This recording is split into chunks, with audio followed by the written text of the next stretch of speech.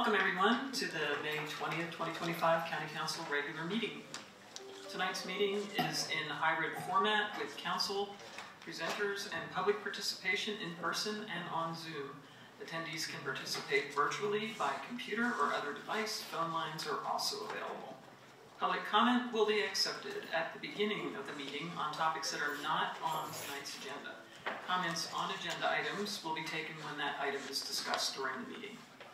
During public comment, Mr. Real will look for virtual attendees that use the raise your hand feature on Zoom or *9 on the phone line. Please limit your comments to 3 minutes or as otherwise directed, and state your name before making comments. Virtual commenters should include their name on Zoom so that they can be properly addressed. Comments should be addressed to me, the chair, and should be focused on topics, not individuals. Our goal is to complete the meeting no later than 10 p.m. and we'll check our progress at around 9 with that goal in mind.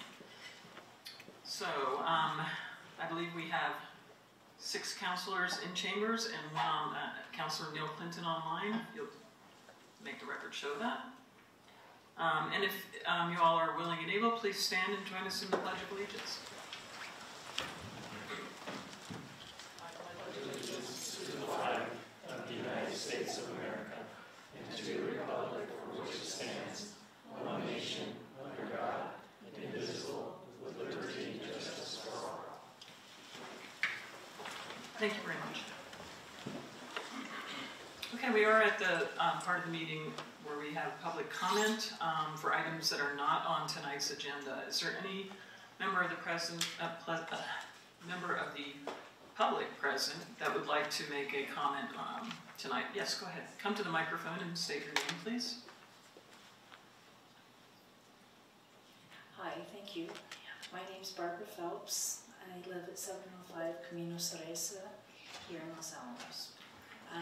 First, I wanted to thank everybody for not putting astroturf on. But that's why I came tonight, was about the Jersey barriers. I understand the need for them. I'm not opposed to that. I'm disappointed that we have Jersey barriers that are in such poor condition. They've got a lot of chunks and chips and bad tape, and I'm just disappointed about that. I understood talking with the Parks and Rec department that we're able to get them painted with some sort of non-graffiti paint. I guess for lack of a knowledgeable word for what you call it. So if it does get spray painted or defaced, we're able to wash that off.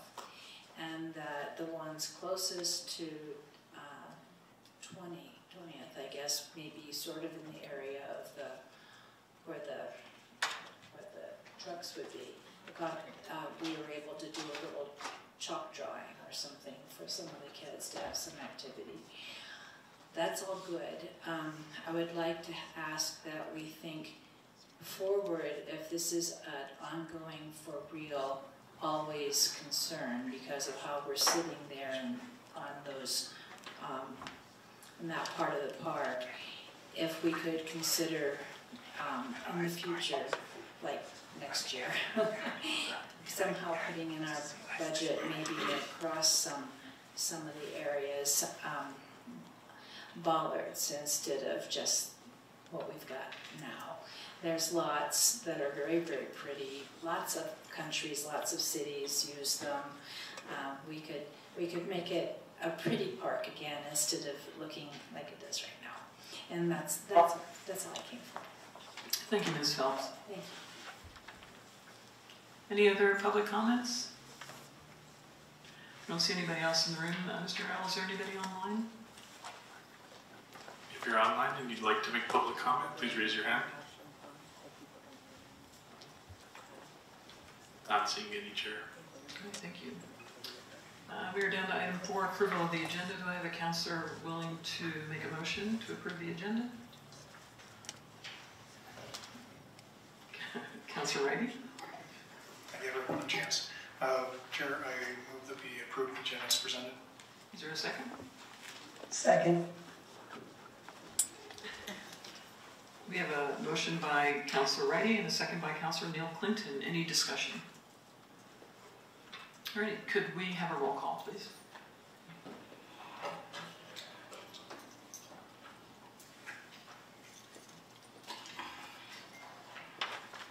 Councillor Cole. Yes. Councillor Rigor. Yes. Councillor Hand. Yes. Councillor Haveman. Yes. Councillor Herman. Yes. Councillor Neil Clinton. Yes. Councillor Wrighty. Yes. Motion passes 7-0. Thank you. Let the record show the motion passed unanimously. We are on to item 5, presentations, proclamations, and recognitions. Item A, 19728-25, proclamation designating the second week of June 2025 as annual LGBTQ+ Pride Week in Los Alamos County. This proclamation will be read by Councilor Wrighty. Thank you, Chair. Proclamation.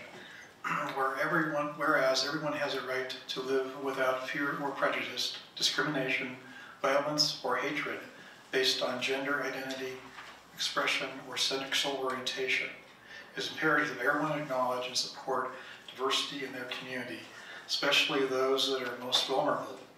And whereas June is National Lesbian, Gay, Bisexual, Transgender, Queer, plus LGBTQ+ Pride Month, it is desirable to bring together LGBTQ+ people and their allies to form a tangible community of support and acceptance in Los Alamos County and the surrounding areas, and to create and enhance visibility and support of diversity in our communities.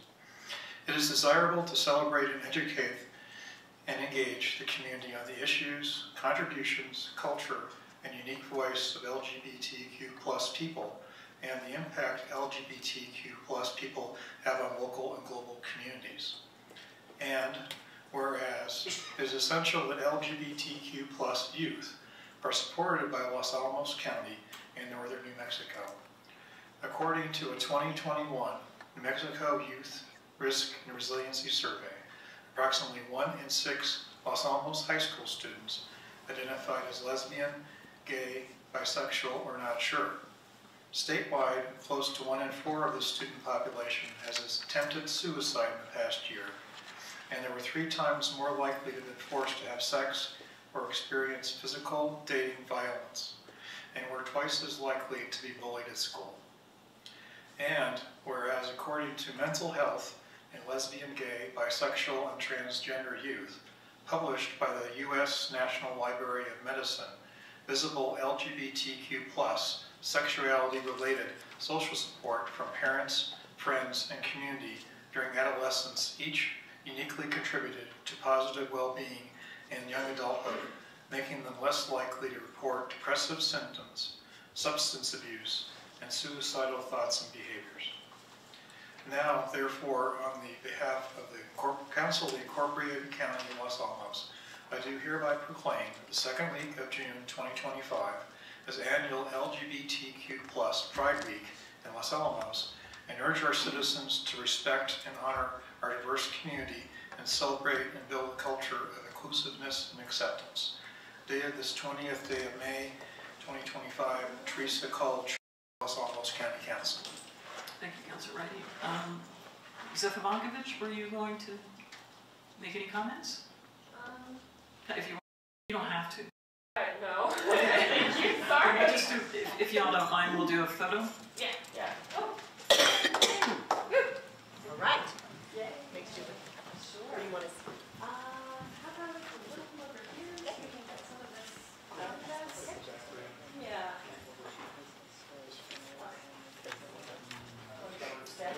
You can shake. There we go. There we go. Let's finish. Okay. We can start it. Good. It's very happy. Yeah. Like you like. Okay. Great. Thank you. Thank you. Thank you all for being here. Thank you. Thank you, Council. Yeah, that's ours now. I have one at home. All right, we're moving on to item B, 20079-25, the proclamation declaring the week of May 18th through the 24th, 2025 as National Public Works Week. And this proclamation will be read by Councilor Hand. Thank you, Chair. Whereas public works professionals focus on infrastructure, facilities, and services that are of vital importance to sustainable and resilient communities and to the public health, high quality of life, and well-being of the people of Los Alamos County. Excuse me. And whereas these infrastructure, facilities, and services could not be provided without the dedicated efforts of public works professionals who are engineers, managers, and employees at all levels of government who are responsible for rebuilding, improving, and protecting our nation's transportation, roadways, solid waste systems, public buildings, and other structures and facilities essential for our citizens. And whereas it is in the public interest for the citizens, civic leaders, and children in Los Alamos County to gain knowledge of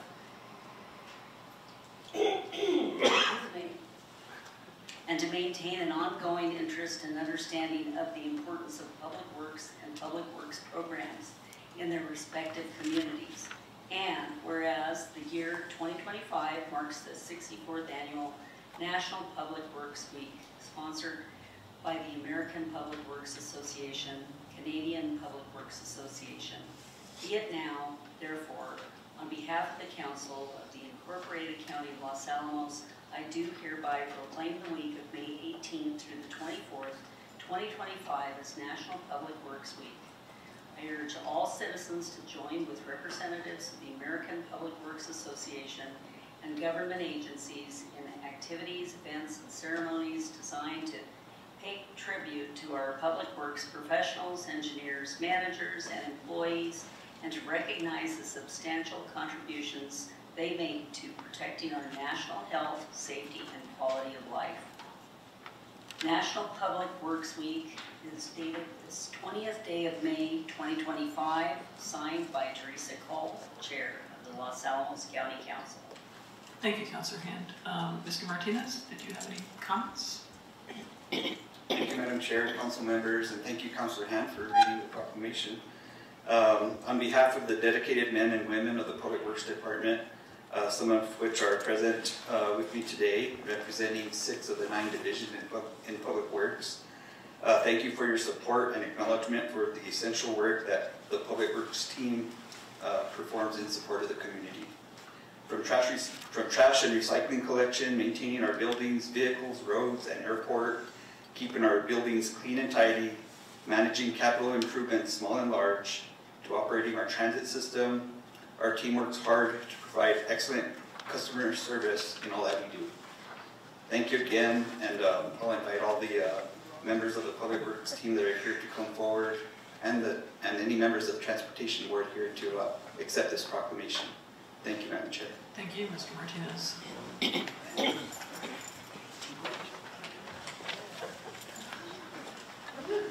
Yeah.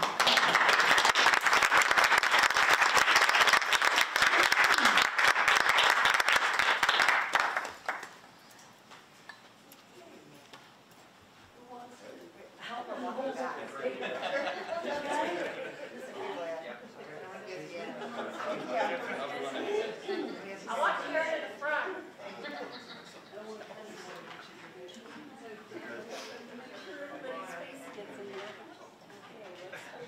Heavy paper up. Well, we gotta get him in there. Cheese. Thank you all very much.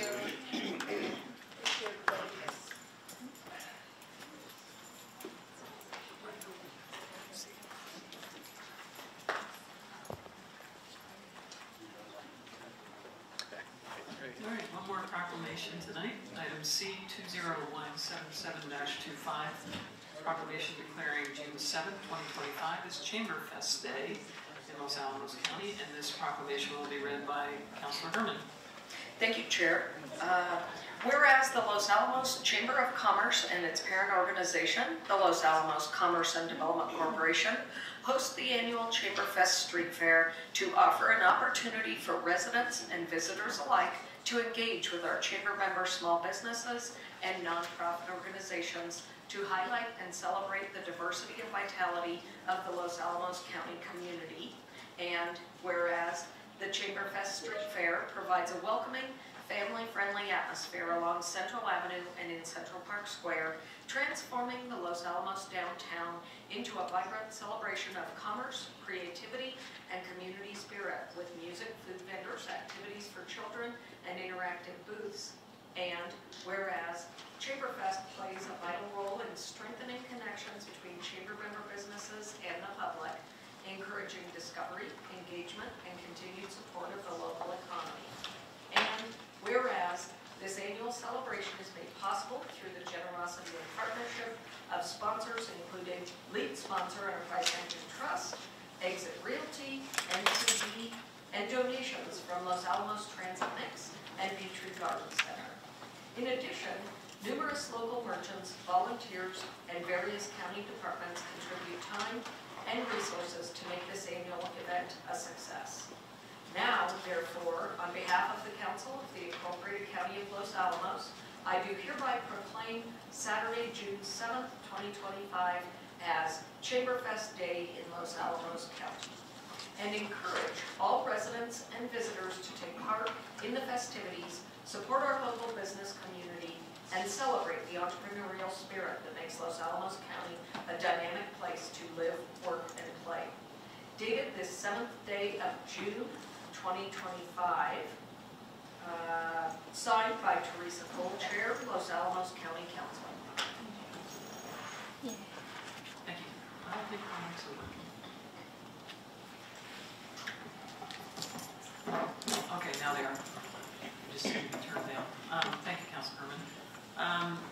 Ms. Jones, did you have some comments?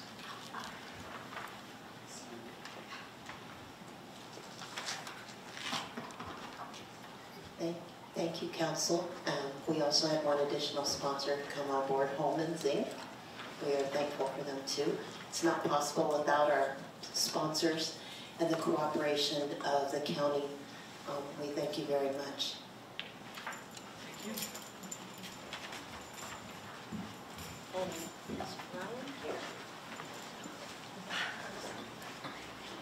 You can hold the foundation. You're in the middle.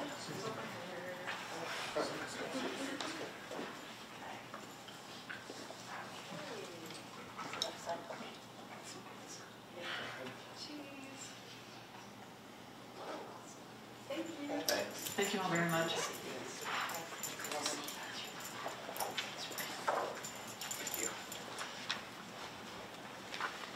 All right, we are on to item 6, public comment for items on the consent agenda.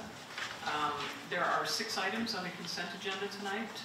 These items are presented for council approval under a single motion, unless an item is withdrawn by a councilor, which, as far as I know, has not happened. So, do we have any comments from the public on the consent agenda items, any of those? Is there anyone online that has any comments, Mr. Rowe? If you're online and you'd like to make public comment, please raise your hand. Not seeing any, Chair. Thank you. Do I have a councilor that's willing to make a motion? I will note that there is a modification to the motion for 7A on our dais, so make sure you include that in the motion. Any councilors? Yes, Councilor Righty. Thank you, Chair.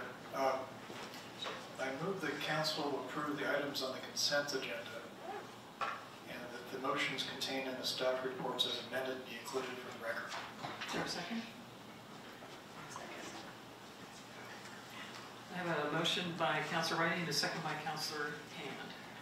Any discussion? All right, could we have a roll call, please? Councilor Herman, Yes.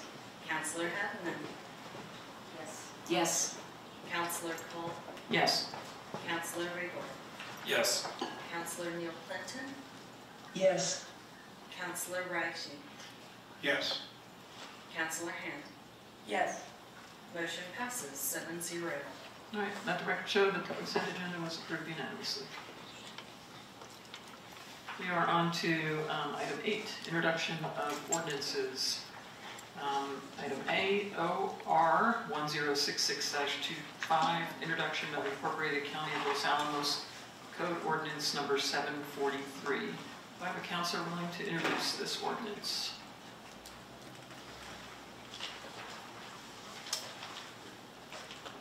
Counselor Hand.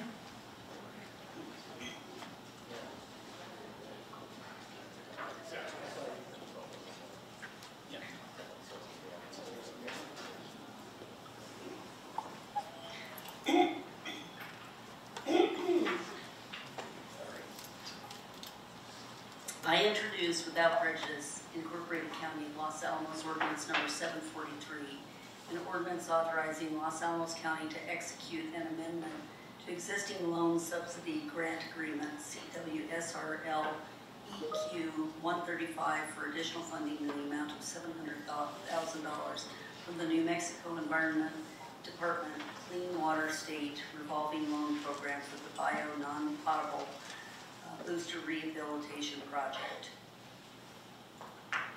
Thank you, Counselor Hand. All right, we're moving on to public hearings.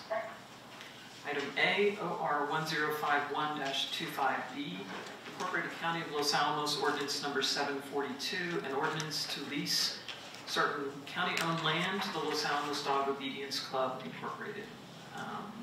Mr. Spyron, did you have a presentation?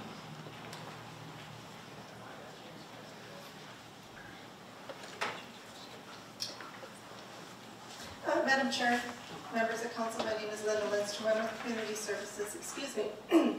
I serve as the contract manager for Los Alamos Dog Obedience Club, also known as LA Dog. This is an ordinance and lease agreement for the continued use of county-owned land behind the animal shelter. LA Dog has operated at this location since 1973. Their lease is up in June of this year, and we are proposing a 5-year renewal through June 30th of 2030. Excuse me. Key updates in this proposed lease include, in September of 2024, we did an appraisal of the property, and based on the market value, a new rent rate of $233 per month was established. In discussions with animal control and the police department, it was determined that additional outdoor space is needed to both exercise and work with shelter dogs prior to adoption. LA Doc works with adopted animals, and as a result, and to support the improved shelter operations, it was agreed that the fenced yard that actually sits behind the land that their building is on, their covered building, and it's in attachment A if you need a visual, was part of this previous agreement, would revert back to county use. The actual leased area will now be limited to the land that the LA Docs building is actually on, reducing the total leased area from 5,733 square feet to 3,150 square feet.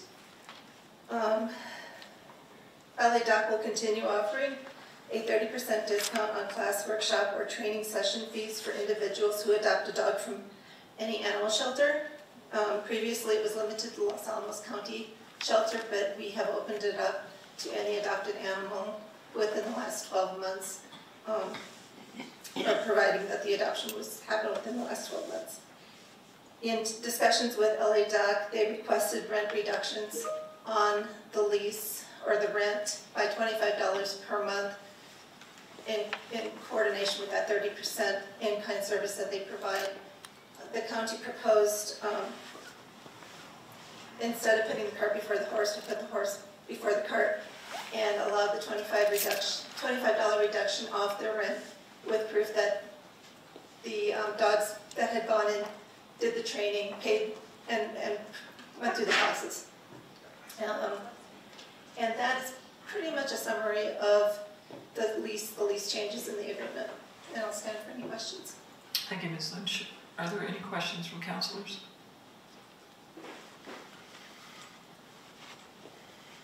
I only have one. Go ahead, Councilor Neal Clinton. Are there any provisions that are included in the new lease to ensure the continued support for the shelter animals? So I would say that the provisions are that we've opened it up for any shelter animals. Those that are adopted will still continue to be able to receive a 30% discount on training classes to be able to work with them within the 12 months that they're adopted. Okay. And by having the fenced yard come back into the county, the animal shelter will be able to work with dogs before they're adopted that may need some extra work, and also to exercise the dogs that are currently in the facilities. Okay. Thank you. That's all. Any other comments from councilors? How do I sign my dog up? Oh. Thank you. Thank you very much. Is there any public comment on this item? I don't see anybody in the room. Is there anybody online, Mr. Ariel? Not seeing any, Chair. Do I have a councilor willing to make a motion? Councilor Hand? I move that council adopt Incorporated County of Los Alamos Ordinance Number 742, an ordinance to lease certain county-owned land to the Los Alamos Dog Obedience Club, Inc. I further move that upon passage, the ordinance be published in summary form. Thank you, Councilor Hand. Is there a second? Second. So I have a motion from Councilor Hand and a second from Councilor Reber. Any discussion? Councilor Reddy? Yeah, this is, I think, a great community collaboration. And I think we'll appreciate it for people in the community, so appreciate being able to support this again. Thank you. Thank you. Any other comments or discussion, rather? All right, could we have a roll call, please? Councilor Neal Clinton. Yes. Councilor Hand. Yes. Councilor Herman. Yes. Councilor Riley. Yes. Councilor Reber. Yes. Councilor Haveman. Yes. Councilor Cole. Yes. Motion passes 7-0. All right, let the record show the motion passed unanimously. We're moving on to item 9B, OR 1054-25B, Incorporated County of Los Alamos Ordinance Number 741, an ordinance authorizing the execution and delivery of a loan and subsidy agreement by and between the Incorporated County of Los Alamos and the New Mexico Finance Authority, otherwise known as NMFA, in the total amount of $2,727,000 for the purpose of financing the costs of phases 2 and 3 of the Denver Steels water line replacements project. Did I forget your name? James Martinez. James. I'm filling in for James Allard. All right, thank you. Madam Chair and members of the committee, I bring before you ordinance number 741. This is to finance the water utility improvements for the Denver Steels project phase 1, phase 1 has been completed previously about 10 years or so ago. This will fund phase 2 and 3 for the utility improvements. This is a joint project with our Public Works Roadway Department. The ordinance that we're requesting is for a total amount of $2,727,000. The loan component agreement is in the amount of $2,102,000, and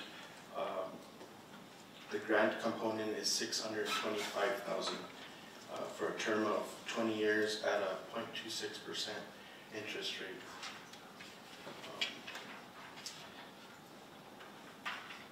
Stand for questions. Thank you, Mr. Martinez. Are there any questions from councilors? Councilor Reber. Thank you, Chair. So will this be coordinated with the installation of other utilities besides the water line? The other only utility that will be installing or repairing is the sewer, that's within the roadway. No other improvements like in the backyards are planned or electrical. Is this the location where you would put the fiber optic if we had the broadband? Or is that separate? I believe our Public Works roadway department is in the works of placing conduit for use. So I probably would like to ask Kevin. Is it in the same ditch or is it in a different location? We would probably want to utilize the same trench to place the utilities, and we'd probably just have a 1 foot separation between the utilities. Oh, so the fiber optic will probably go in at the same time then? Is that the idea? James, or? Yes, that's correct. Is that what's going on? Yes. Madam Chair, and just Councilor Riga, I just wanted to touch, in a little bit we'll have a discussion on the broadband, and so some of those items are still yet to be determined, but on areas that we can share the trench, that's definitely going to be the approach. Yeah. Okay, thank you. Any other questions from councilors? Yes. Go ahead, Councilor Mayor Clinton. Thank you, Chair. So what measures are going to be put in place regarding the 75-year-old water lines and the lead joints, specifically more in terms of protecting the water quality during and after construction?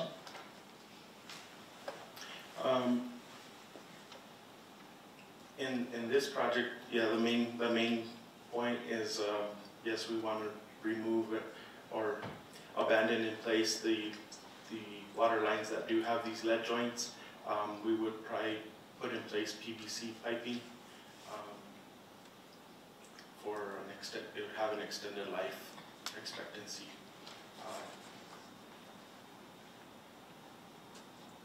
That's pretty much.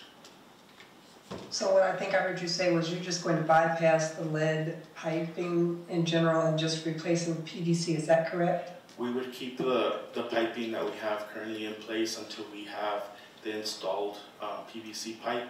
Then we would retire the existing line when we cut the services over to the new PVC, and we would abandon in place the piping that has the lead joints. Okay, okay, thank you. And then what's the projected timeline for phase 2 and 3? Phase 2, let me see.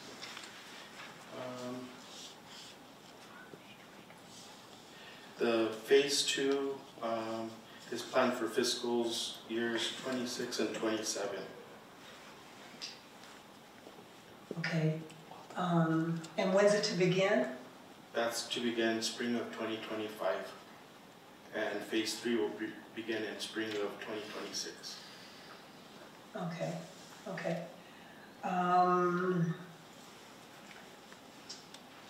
And were there any alternatives considered to rehabilitate the infrastructure in the Denver Steels, or why did we choose a full replacement? Well, full replacement is for the age of this water line and for the lead joints. It would be in the best interest to abandon in place and put new PVC piping, just a lot healthier, and the PVC would give us that long service life. Okay. One last question. And then how does the county plan on monitoring the progress and quality of this project? I guess, can you expand on that question? Yep. Are you going to be talking to the residents? Have you already talked to the residents as far as what they think about it, as far as any inputs or updates? So, as we have had coordination with the residents, and I believe we've had several public meetings to gauge their input, and we've had, I guess, open houses to introduce the projects to the community to let them know that this is coming forward, or moving forward, should I say. Okay, and their response has been? From what I've gauged, they've been pretty positive, unless Public Works has heard otherwise. Madam Chair and Councilor Neil Clinton. So we did have a somewhat recent public meeting on this project. I can't remember if it was last month's T-Board meeting or the month prior, but it was fairly recent, and we did receive some good input. There were a lot of questions on the utility side that the utilities project manager did address at the time. And so, you know, there were probably some requests beyond the scope of the project with some of the utilities that they were looking to perform with this project. There were good questions that received some answers. So hopefully that kind of relays a little bit of the question as far as the public input received and how we address those. It did. Thank you very much. Thank both of you. That's all I have. Thank you, Councilor Clinton. Any other questions? Can I I believe you said phase 2 was going to start in spring 2025, but did you mean 2026? 26, sorry. Yeah, that's okay. I just wanted to double check that. And Councilor Rigmer? So you leave the old pipes in because you're keeping service going, and then when you add the new pipe, you switch over the house? So, or how do you? So the existing piping stays in place in order to maintain service to the customers.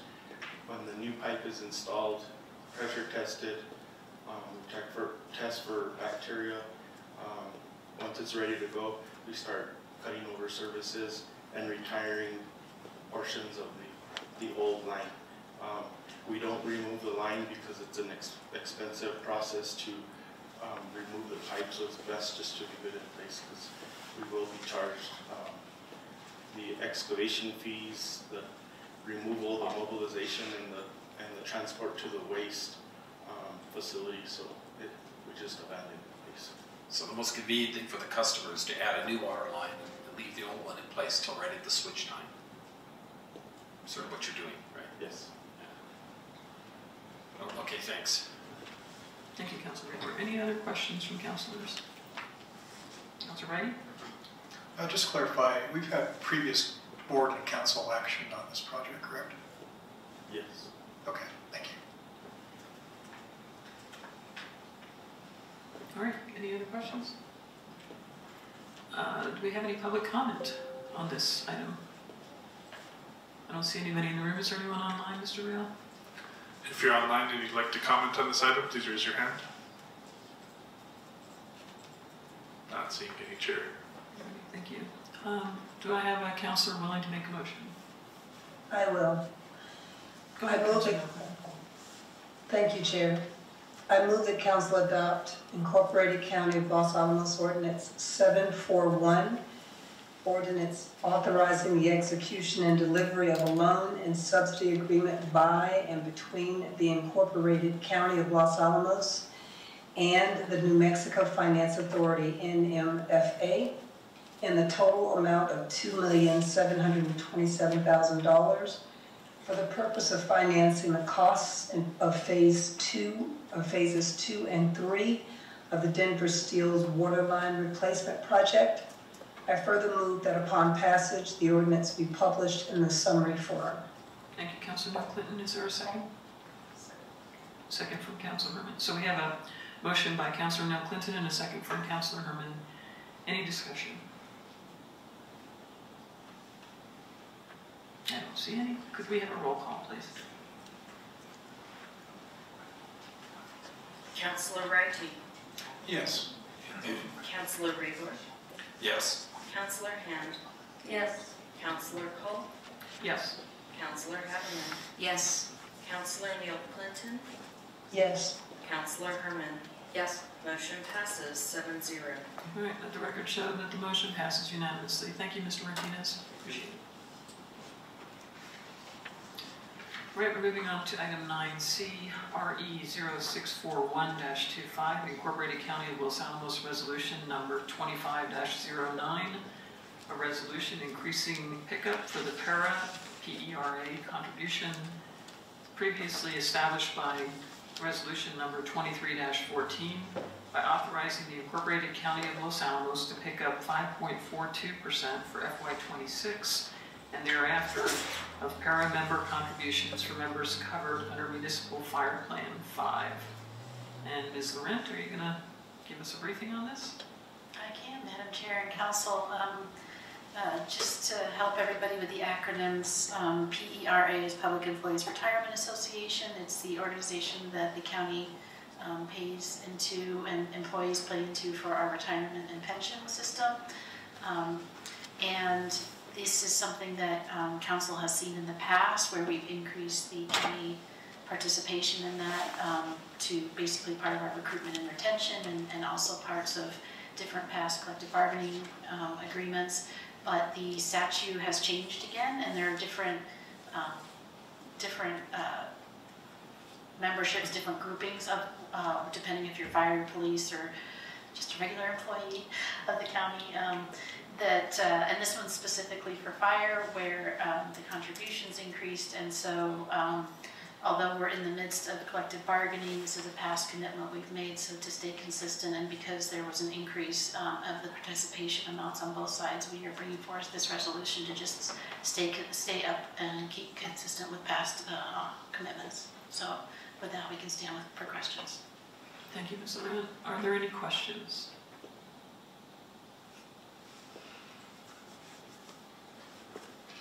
Councilor Reaper. Haven't we already approved this? It's part of the contract, right? Madam Chair, Councilor Rieger, we've approved the concept in the past, but because when PARA changes their rules about contribution amounts, we have to tweak ours to keep up. So there's a small change from the previous agreement of just, where is it? It's in the statute, but it talks about the additional pickup keeps us with the 5.42% of employee contribution for the fiscal year and thereafter. So that's the percentage we're trying to keep up with. Oh, I thought we already did that. I'm just kind of curious. What was it before? Chair Cole and Councilor Rager, I'm Victoria Pacheco, the Benefits and Pension Manager. Yes. We have approved these resolutions in the past. Unfortunately, well not unfortunately, but the CBA is currently, it will expire at the end of June. We could not promise the local 3279 the increase of contributions until there's a new CBA in place. Since they are currently in negotiations, we need to approve the new one so that we're still in compliance with the language that we had negotiated before. And since this is going to be the last increase for the PARA law, this should be the last resolution that we bring forward to Council. I just don't know what's new about it. The percentages changed. So in FY24, 2 years ago, the percentage changed. FY25, the percentage changed. Yeah. We're now trying to request for approval for FY26 and beyond, unless legislation changes again. And so that we're just consistent with the remaining groups in the county. You haven't approved it before, though. Yeah, what is new about this? Is just the next fiscal year? It's the next fiscal year and the percentage. The percentage Council, changed. we just have to do this every year, is what you're saying? Madam Chair, Councilor, not after tonight, unless there's new state legislation. So the PARA law changed a few years ago, and it changed the increases both for the employer and the employee contribution for each fiscal year to an attempt to create a solvent fund. And so they passed that a couple years ago. We have done the resolutions up through FY25, but we did not include FY26 for fire because we're in the middle of negotiations. There are other fire employees that are impacted by this increase, and so we need to have it in place before July 1st to capture the FY26 change that's in the state legislation. But as of now, there is no additional changes in state legislation until until there's a new law. So that law increased the contributions for the employee and the employer for, I believe, 3 or 4 years through FY26. So we need to do this one for fire, and until there's a new change in the law, we don't have to do anymore. Yeah, I just thought it was 5% before. I don't remember what we've done differently. Madam Chair, Councilor Weaver, I believe it was an additional 5% that we were picking up before, and I think we're just doing this in good faith, and the reason why this one ended early was because we timed it with the collective bargaining, and we're doing this in good faith because we're not done with collective bargaining. We don't want to harm or impact our fire departments from not getting the increase that the rest of the county employees are. Oh, okay. Thank you very much. Thank you all. Any other questions? I only have one. Go ahead, Councilor Mel Clinton. Thank you, Chair. Are there any anticipated effects of the increased pickup on recruitment, retention, and the overall morale of Los Alamos County firefighters? Madam Chair, Councilor Clinton, what I would say is absolutely that the additional para pickups was part of what the county has looked at over the last several years to try to keep up with inflation and stay competitive in the workplace. And we have seen across the county, but also in our fire department, we had a really successful academy. We are staying competitive and we are filling our positions, which is the measure for being a desired employer. Thank you. That's all I have. Thank you, Councilor Clinton. Any other questions? Do we have any public comment on this item? Do we have anybody? I don't see anybody in the room. Is there anyone online, Mr. Brown? If you're online and you'd like to comment on this item, please raise your hand. Not seeing any, Chair. Thank you. Thank you, Ms. Pacheco. Do I have a councilor willing to make a motion? Councilor Hand? I move the council adopt Incorporated County of Los Alamos Resolution number 25-09. The resolution increasing pickup for para contributions previously established by resolution number 23-14 by authorizing the Incorporated County of Los Alamos to pick up 5.42% for FY26 and thereafter of para member contributions for members covered under Municipal Fire Plan 5. Thank you, Councilor Hand. Is there a second? Second. I have a motion from Councilor Hand and a second from Councilor Herman. Any discussion? I don't see any. Could we have a roll call, please? Councilor Riegler, Yes. Councilor Cole, Yes. Councilor Haveman, Yes. Councilor Herman, Yes. Councilor Wrighty, Yes. Councilor Neil Clinton, Yes. Councilor Hand. Yes. Motion passes 7-0. All right, let the record show the motion passed unanimously, and thank you for your presentation, Ms. Loretta, and for the support you got from everybody else. All right, we're moving on to item 10, business. AGR 1101-25, consideration and possible approval of services agreement number AGR 25-922 with Lee Shore Pools Incorporated in an amount not to exceed $1,404,762.43 plus applicable gross receipts tax for aquatic center pool resurfacing and restoration and establishment of a project budget in the amount of $2 million. Mr. Martinez, you're going to start us off.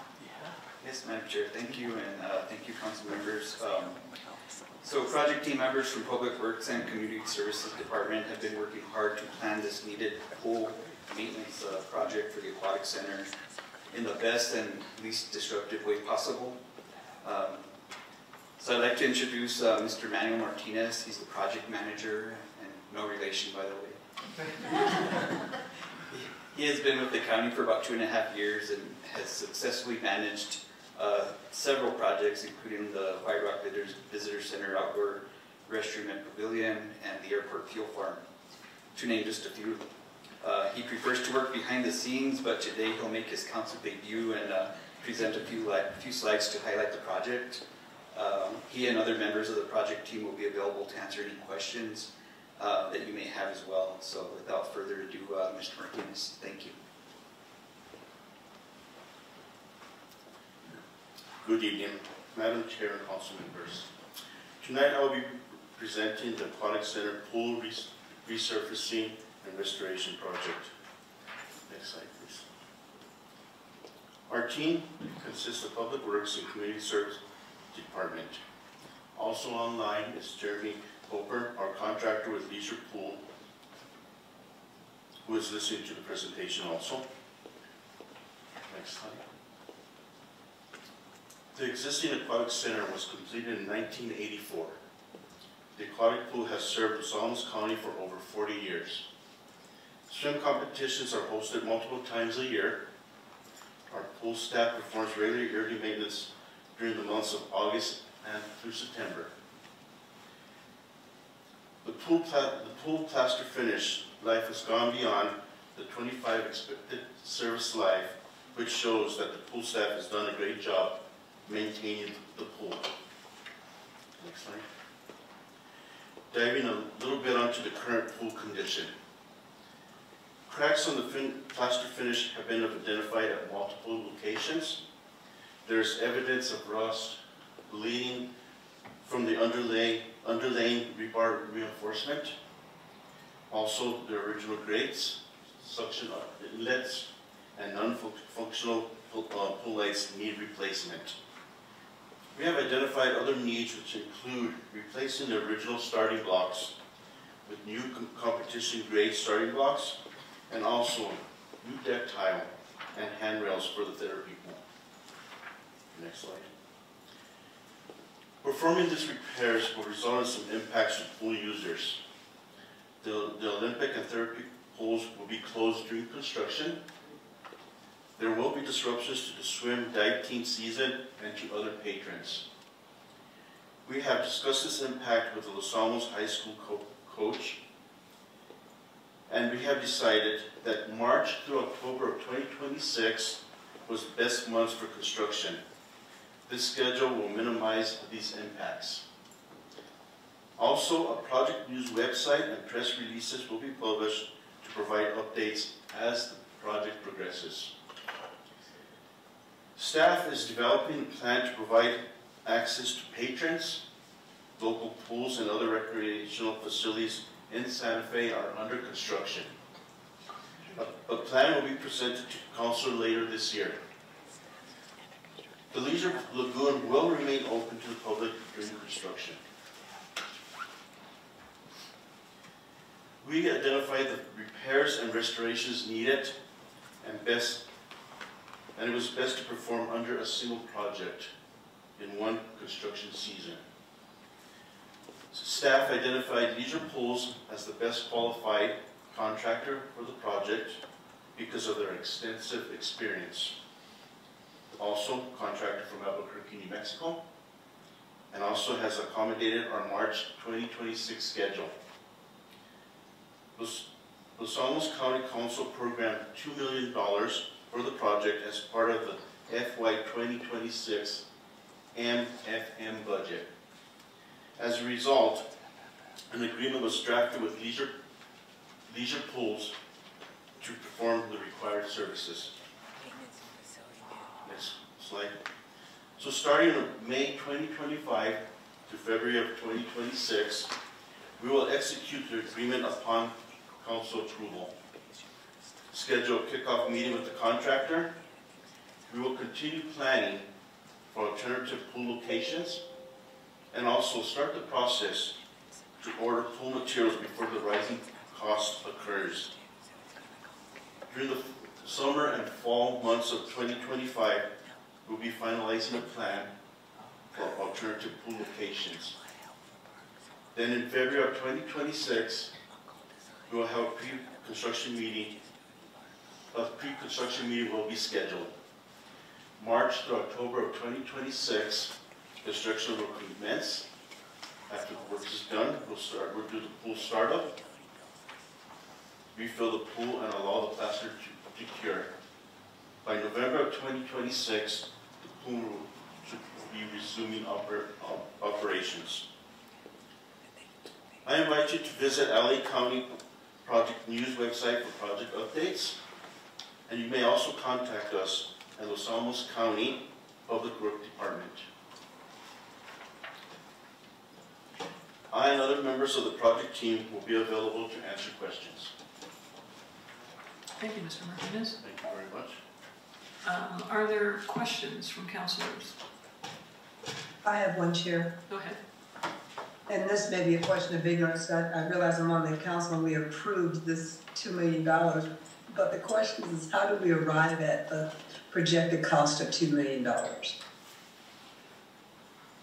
we put together a budget plan, and part of the budget itself was included the price that was given to us by Leisure Pool Aquatics. So their price to do the project itself was $1,156,572. But we also included 20% contingency, and also we did some construction administration by Lloyd and Associates to be our third party, where there will be reviewing submittals, and also making sure that all material and equipment are swimming pool quality items. And also we have miscellaneous expenses. We got to consider all the alternative pool locations for rental, which is going to cost some money, and any other items that come up, because it's unforeseen in this project because of what we're doing. We don't know what we're going to actually run into as we're doing the project. So with the $2 million, that's how it all comes out, which it also includes tax. But also we have that extra money just for unforeseen items and also for rental. So you forecasted for contingencies? That is correct, ma'am. We added 20% to that. If you see that chart right now. I do. Yeah. Okay. Okay. Another question. So what if it doesn't exceed that $2 million, then again, does that money come back to us when we're good because we've just set that aside? Yes, that money will be placed, I would say, would roll over to the next year for additional projects that will happen in the following year. Okay, thank you so much, Mr. Martinez. I appreciate that. Thank you, Councilor Neil Clinton. Other questions from councilors? Councilor Han. Thank you. When I saw your spreadsheet, I noticed, you had alternative pool locations, and I just wanted to have a little more information about what that is. Alternative, we're working with, our staff is working to find other locations that can be used during the construction. So the reason we started this project starting in March was hoping that we could use some of the local pools during the summer, and also for the swim team, they can also use some pool locations in Santa Fe, like Fort Marcy. It's very possible we might be working also with the Chavez area. And there was another one, I can't remember the name of the other pool, but there was 3 pools in Santa Fe that was interested to help us out so that our swim team can use it during our construction. Okay, thank you. Fort Marcy, it was Fort Marcy, wasn't it? Okay, sorry. Any other questions? Councilor Ray? Thank you, Chair. So I know this item has been subject to a lot of public input. So as I gather from the presentation, you've gotten the input. I mean, we're stuck having to do this work. It seems like we're not able to prolong it, and it's not a simple project, so there's a certain timeline that's required. So have some of the users, so I haven't seen a lot of comments recently, so have they understood the process and the need and recognize maybe there could be some alternatives available to them? So just curious what feedback you've been getting in the last, I think it's been going on for several months, so what's the feedback that I'll hand it over to Strang on that. Thank you, Chair and Councilor. Yes, we have had extensive conversations. The primary user groups that were concerned about this were the swim teams. We had extensive conversations with the coaches and various members of the teams, talking about this particular situation. We've talked with the club teams as well about potential impacts as well. That's why we're really aggressively trying to work with our outdoor pools, local indoor facilities to provide our community an experience. We know this is not number one on anybody's list, but at least we can provide options. And then we're also trying to protect our lifeguard pool.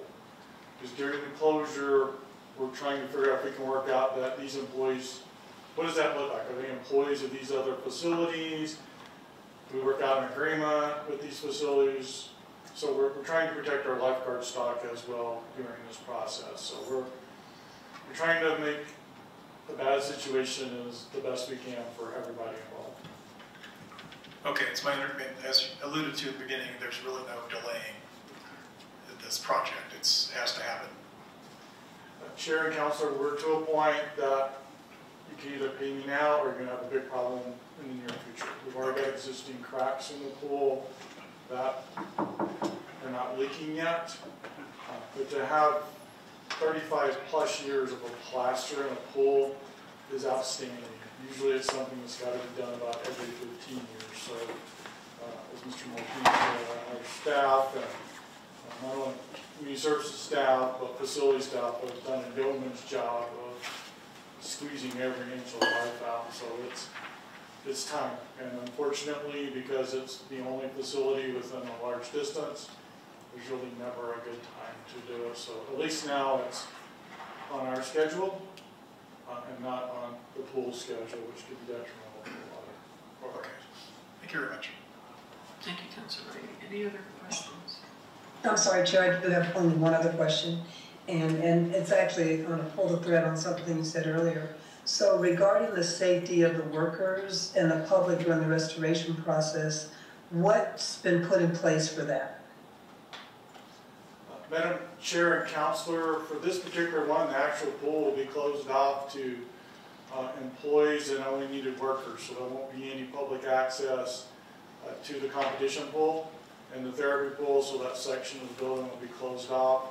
They still will have access to the Leisure Lagoon side, which are totally separate, and there's locked doors to prevent migration back and forth.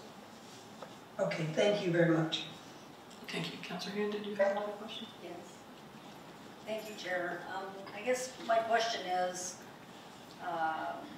when are you actually going to close off the pool? Because here it is, summertime, you know, the kids are going to be out from school. You know, can we postpone this until school starts again so that, you know, kids have access and other people have access to the pool during the summer months? Madam Chair and Councilor, that's exactly one of the driving factors for why we pushed this out to March of 2026. This was a scheduled project to start at the end of August and go through February-ish. So that was the exact reason that the team got together working with the contractor about scheduling so we could take advantage of the 4 outdoor pools in our community, knowing that that would really lessen the impact of all people in our community that love to swim. So that's exactly why we push it out to March of 2026 to take advantage of that summer swim season. I appreciate that. Thank you. Thank you, Councilor Hand. Other questions? Councilor Herman? Just a comment. I had gotten a lot of feedback from people about this, and it looks like you've really done a great job, like with the timeline on this, and it's just very appreciated by a lot of people, I think. So thank you. Thank you, Councilor Herman. Any other questions? Did you have a comment? Yeah, Madam Chair and Council, I just want to make one comment that I don't think got highlighted, and that's why we're approving the contract now, even though the work's not starting until March. And I just want to highlight the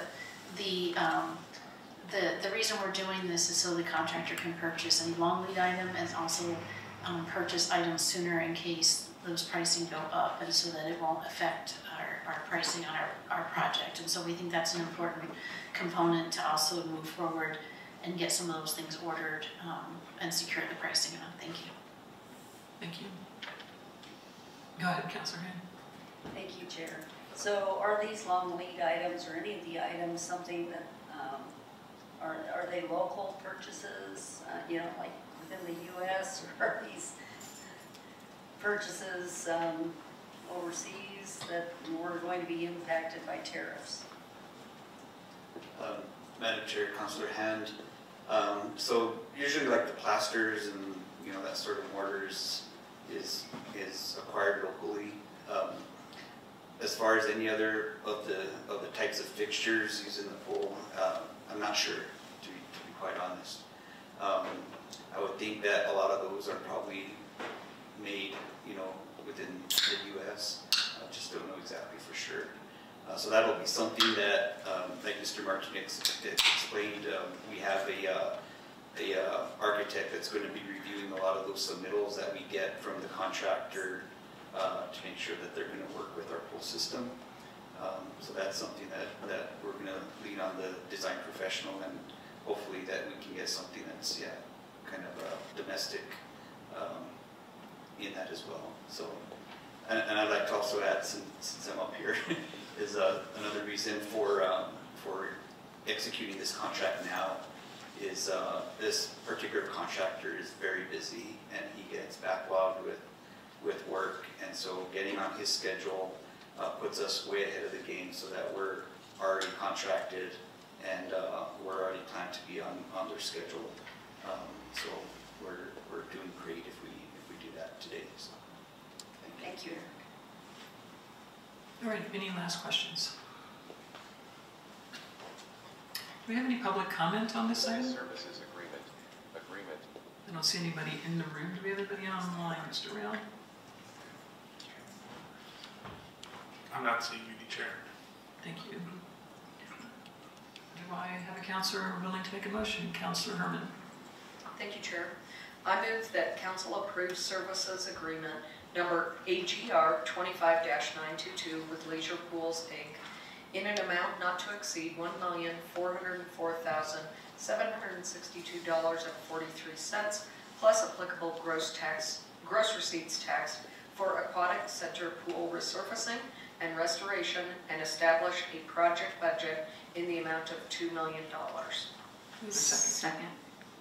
I have a motion by Councilor Herman and a second by Councilor Haveman. Any discussion? I just would like to say that I know you all worked really hard to get this on the schedule that we got it on, and I really appreciate it. It was pretty tough, I know. So it's probably the best schedule we possibly could have gotten, so I appreciate it. All right, could we have a roll call, please? Councilor Hand. Yes. Councilor Wright. Yes. Councilor Cole. Yes. Councilor Neil Clinton. Yes. Councilor Weaver. Yes. Councilor Haveman. Yes. Councilor Herman. Yes. Motion passes 7-0. All right, let the record show the motion passed unanimously. Thank you all very much for your presentation.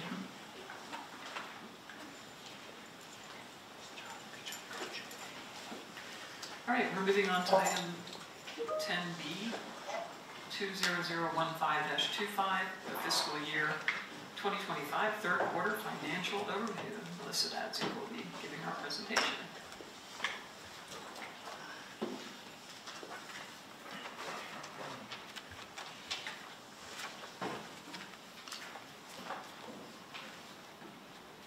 Good evening, Madam Chair and Councilors.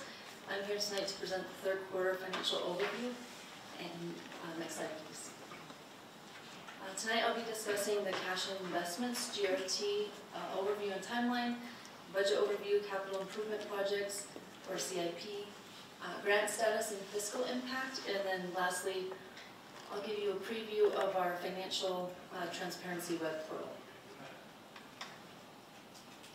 So in regard to our cash and investments, I want to give a high-level overview of our policy.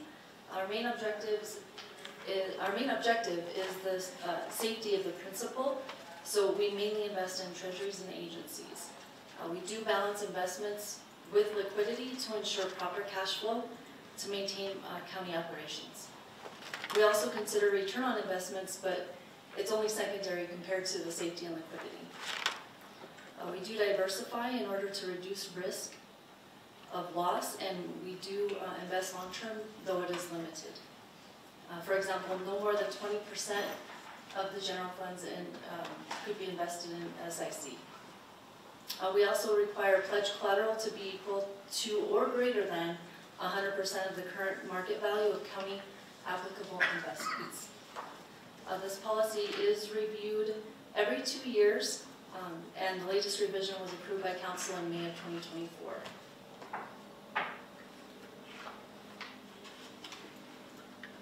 Moving on to our cash and investment summary. Our total cash and investments are $335 million. Just to give you an idea of where we stand, last year at this time we were at, last year June 30, 2024, we were at $312 million. Of that, $214 million is general county, and 66% or $141 million is in U.S. Treasuries and agencies. Also, 10% or about $20 million is invested with the State Investment Council. There is $71 million in utilities, and of that $41 million is in U.S. Treasuries and agencies, and $18 million is invested with the State Investment Council. Also, the remaining $43 million is in the permanent fund, which all of that is invested in the State Investment Council. So there are several factors that are currently impacting the current investment climate, to include tariffs, interest rates, and overall increased volatility. Even though tariffs have recently caused volatility in the stock market, the trend for bond yields remains relatively unchanged. Interest rates are projected to continue trending lower, which is actually really good for the bond market. And even though the stock market was volatile, bond yields are range-bound, which means they fluctuate within a specific range, and this indicates a period of stability in the bond market, which is good for us. Treasuries are lower than they were a year ago. However, we do continue to maintain perspective as we navigate through the volatility with a better understanding of the broader economic context. Next slide. So I'm going to give an overview of our GRT, but it's important to note that when you're looking at revenues and expenditures as of the third quarter, our budget target is 75%, and that means that as of March 31st, we expect to be about 75% of our budgeted, of our revised budgeted numbers. Now looking at our GRT, our third quarter GRT revenue in the general fund is at $65.3 million, which is about 70% of the revised budget. And during the budget adoption process, we did project that our general revenue GRT was going to be about $10 million lower than what we projected. However, now we are projecting that by the end of 2025 will be roughly 15% lower than what we projected during budget, which is an additional $4 million decrease to the general fund given the numbers at the end of March. Next slide. And now looking at our timeline for our new GRT increment, we plan to have the final FY 2025 GRT revenue figures in late September. In October, we'll bring the GRT ordinance, which allows us to notify DFA in January of 2026 for that new increment to be implemented in July of 2026. Looking at other revenue in the general fund, we do have our federal grant revenue that is about 25% of the budget, but that's due to grants that are budgeted, and we do expect to receive them, but they haven't been fully received just yet. User charges are at 135% of revised budget, and these include things like franchise fees, licenses and permits, court fees, animal shelter fees, recreation fees, and building and land rentals. Overall overall general fund revenue as of March 31st was at $90.3 million or 72% of revised budget. Next slide. Our general fund expenditures are at 56% of revised budget, and this is due mainly to economic development, capital projects and facilities, major facilities maintenance, and traffic and streets, having a combined $15.7 million budgeted but not yet spent. The general fund expenditures are approximately $11.3 million more than they were this time last year, and other fund expenditures are at 59% of revised budget due to a combination of funds that are budgeted but not yet spent. Next slide. In our capital improvement projects fund, our CIP fund, we are at $38.5 million, or about 45% of the life-to-date budget. We do have several projects that are budgeted but not spent. The largest ones are our broadband, so $35 million, and our fire station 4. Next slide. We do have several projects that are over 95% spent, so they're almost complete, or they are complete. DP Road Infrastructure, Urban Trail, Loma Linda Road Project, the Pedestrian Master Plan, Golf Course Improvements, the Leisure Lagoon, and Chomisa and Pinon Elementary Shared Space.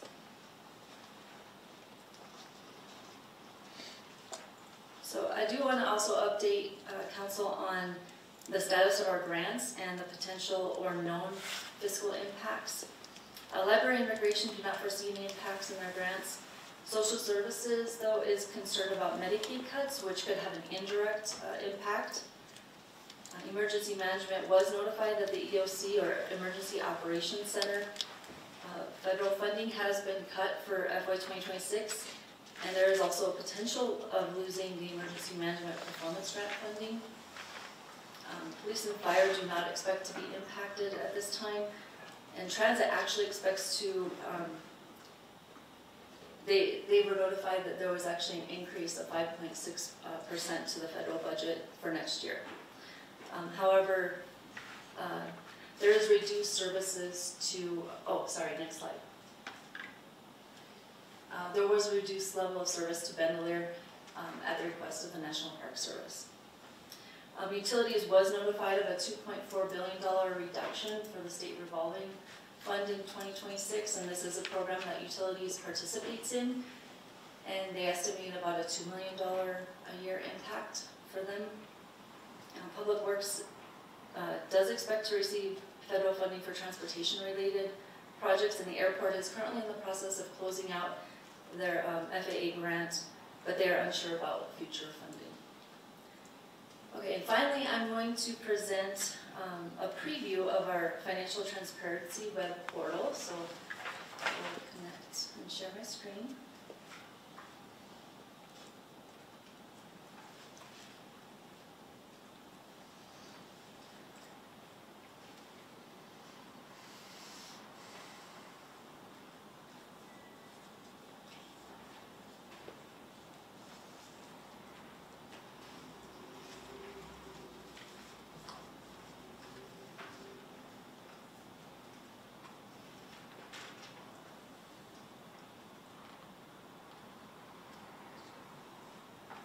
My apologies, it kicked me out, so I have to log back in.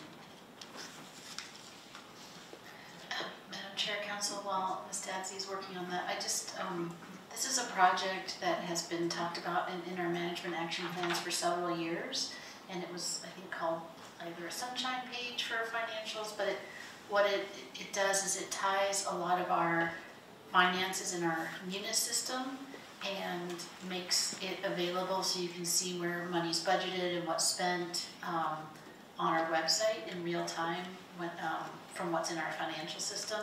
What's taken quite a while is just kind of displaying information in a way where like vendor information doesn't become vulnerable or anything like that, but you can see, you know, what is coming in and what's going out from the county. So it's just a way of making that available on our public website so that you know, in theory, even these updates, council or even members of the public can see things in real time, but it's also what we're going to be updating you on a quarterly basis to kind of see an analysis of how our finances are, like our GRTs coming in and the level of spending we're doing on our, in the different departments and the budgets. So.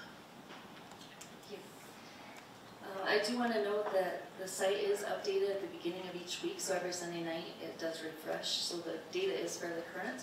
And this site does show 4 areas: adopted revenues, adopted budget, adopted expenditure budget, total vendor payments, and payroll expenses. So I will go through each one, starting with the adopted revenue budget, and I do want to point out that our adopted revenue and adopted expenditure budgets do not include CIP.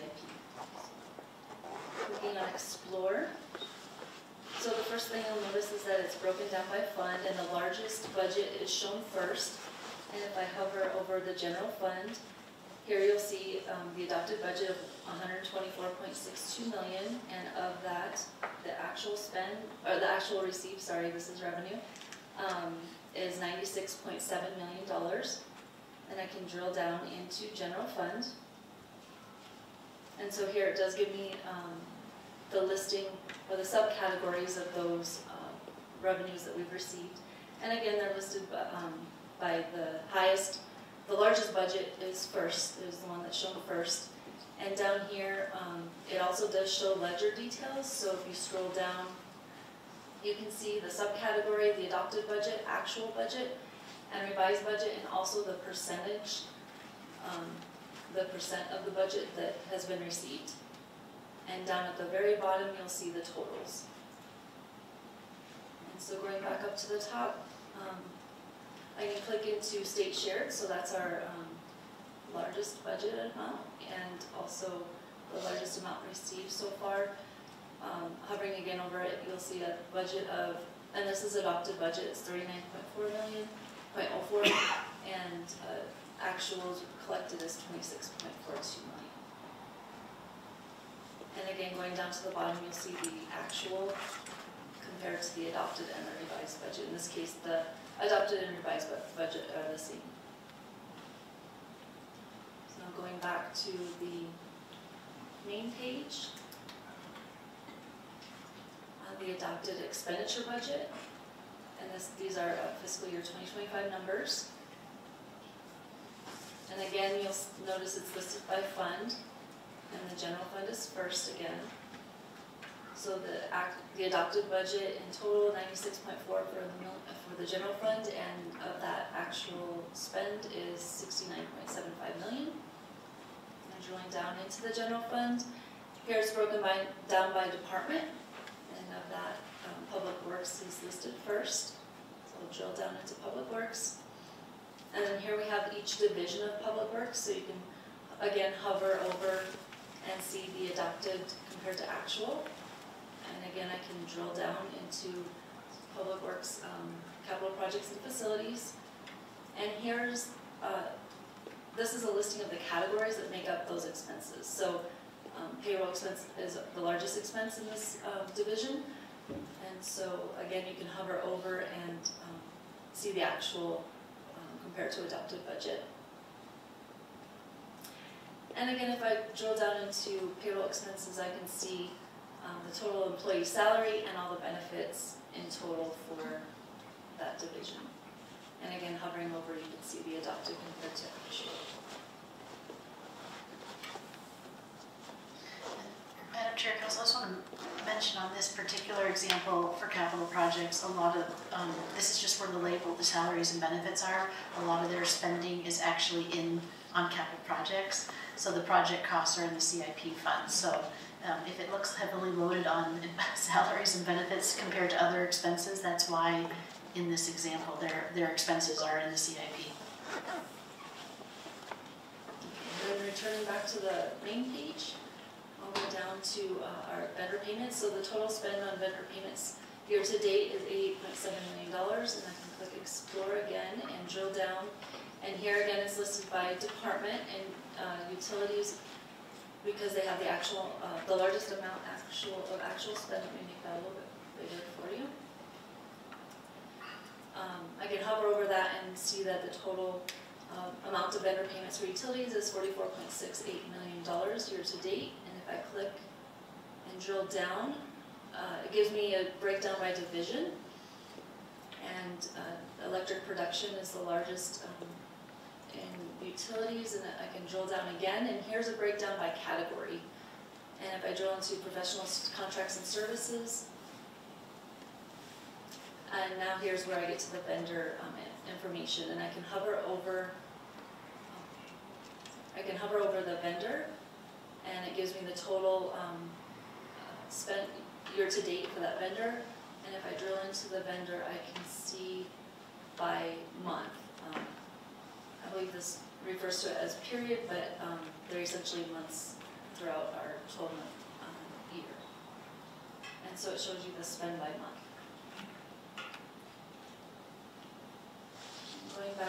the main page. On the last tile, come down to payroll expenses. So year to date in total for the entire county is 107.74 million. And again, when you drill down, and on this page, I'll just mention that because of functionality limitations on this page, the actual and budgeted amounts are flipped. So the budget is the red line, and the budget is the red line, and the actuals is the purple line. And so here you'll see fire operations is listed first. So actuals 19.77 and adopt is 28 million. And if you click into and drill down, you'll see the regular wages and also the benefits that make up that total amount spent and budget.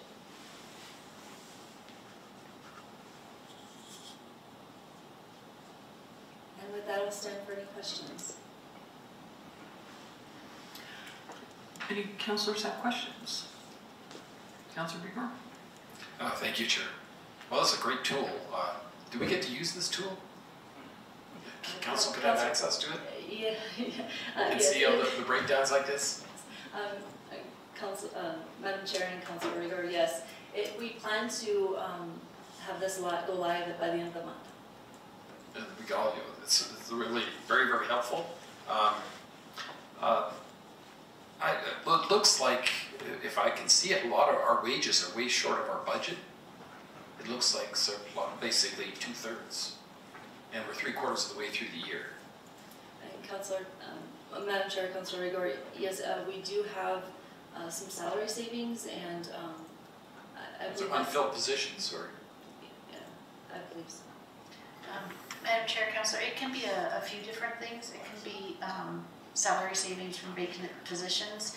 It can also be when we've recruited and maybe we filled a position with someone earlier in their career and someone's retiring at a higher rate, and so we filled a position not at the rate, because we budget at budget time based on actuals of who's in the position at the time. And then if we have a vacancy at budget time, I believe we budget in the mid-range of the salary, and so there are adjustments that happen over the year. The other thing that happens is sometimes, especially on temps and casuals or seasonal things that we've budgeted for, like I'll use the weekend transit, when we've budgeted for some of those things but not been able to implement. So there's a variety of things that might lead to that, but I would say it's not uncommon at the end of the year to have a salary savings, but that's partly because we budget considering, a lot of agencies might not budget full the way we budget, which is for the full amounts of the cost.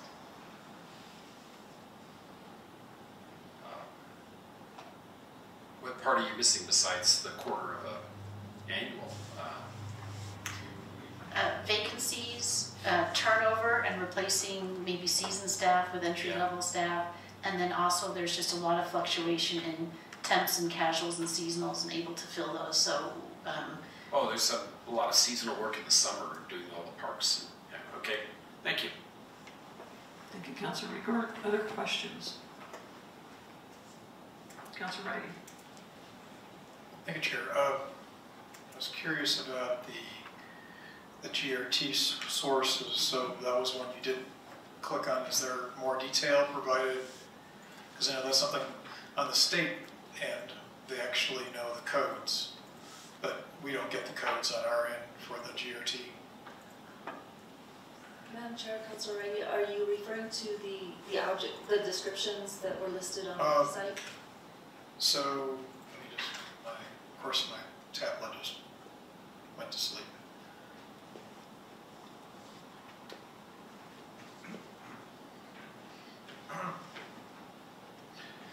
So it's like an example, there's a quarterly report from EDD, industry size matched by taxable gross receipts. So it's got 75% is administrative support and waste management remediation, 7% retail. So we don't get that information in our GRT. We just know the amount. We don't get that report, so you can't drill down into what are the sources.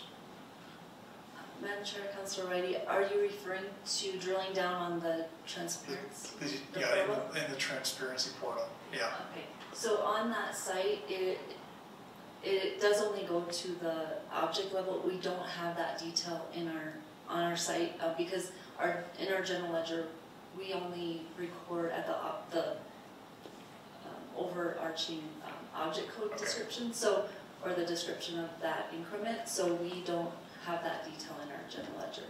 Okay, would it be possible to, at some frequency, obtain those data from the state and then have that information?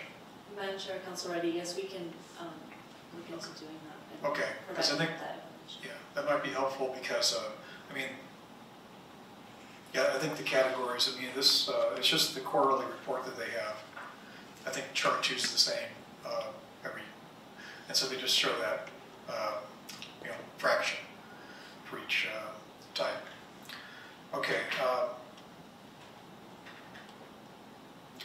I guess the other thing I was curious about, and I think I understand that we're going to have a discussion about the GRT increment for housing. So that wasn't on your timeline, but that's maybe before the timeline that you showed? Yeah, Madam Chair, Councilor Wright, I think we talked about bringing that in August in advance of considering and discussing the GRT ordinance. Okay, great. Thank you. I think those are the questions I had. Thank you, Councilor Wright.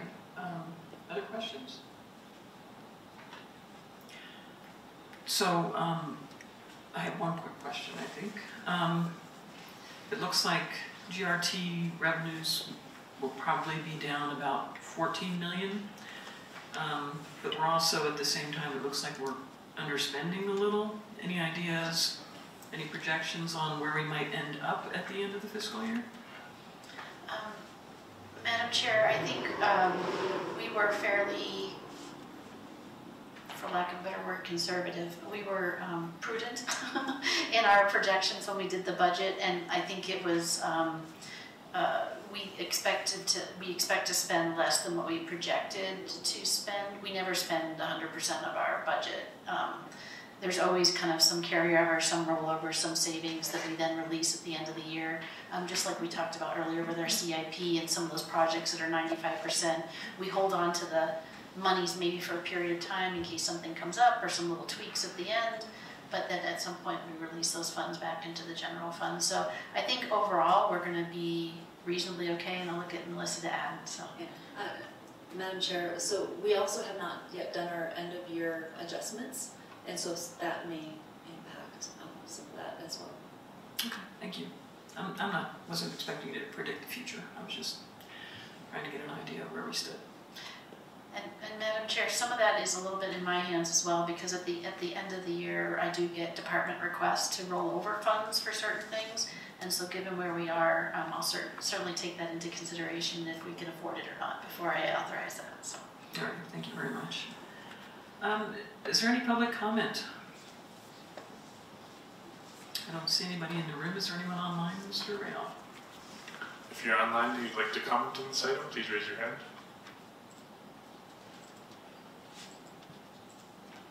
Not seeing any, Chair. Okay, thank you. Thank you very much for your presentation, Ms. Dadsey and Ms. Laurent. We really appreciate it. All right, moving on to item C, 20181-25. Update on the community broadband network and discussion about bond funding timing. And Mr. Smith, you can start us off. Yes, good evening, Chair and Council. I'm going to be the leading off, but I've got a good team that's going to help me out.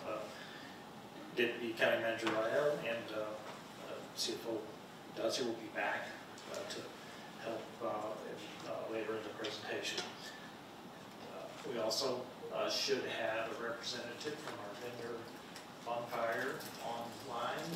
Thank you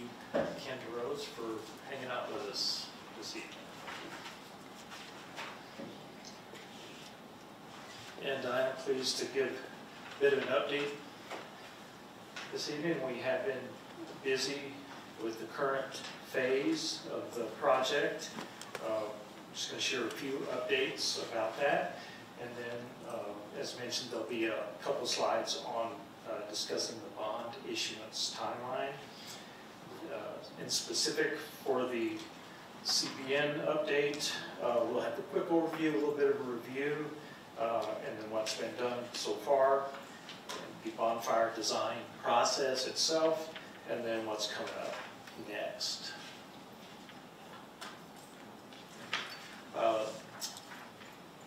We'll start with November 19th. You guys approved the project and awarded the project to the Ventura Bonfire. There were two agreements involved there. One is the design build agreement, which is the construction part.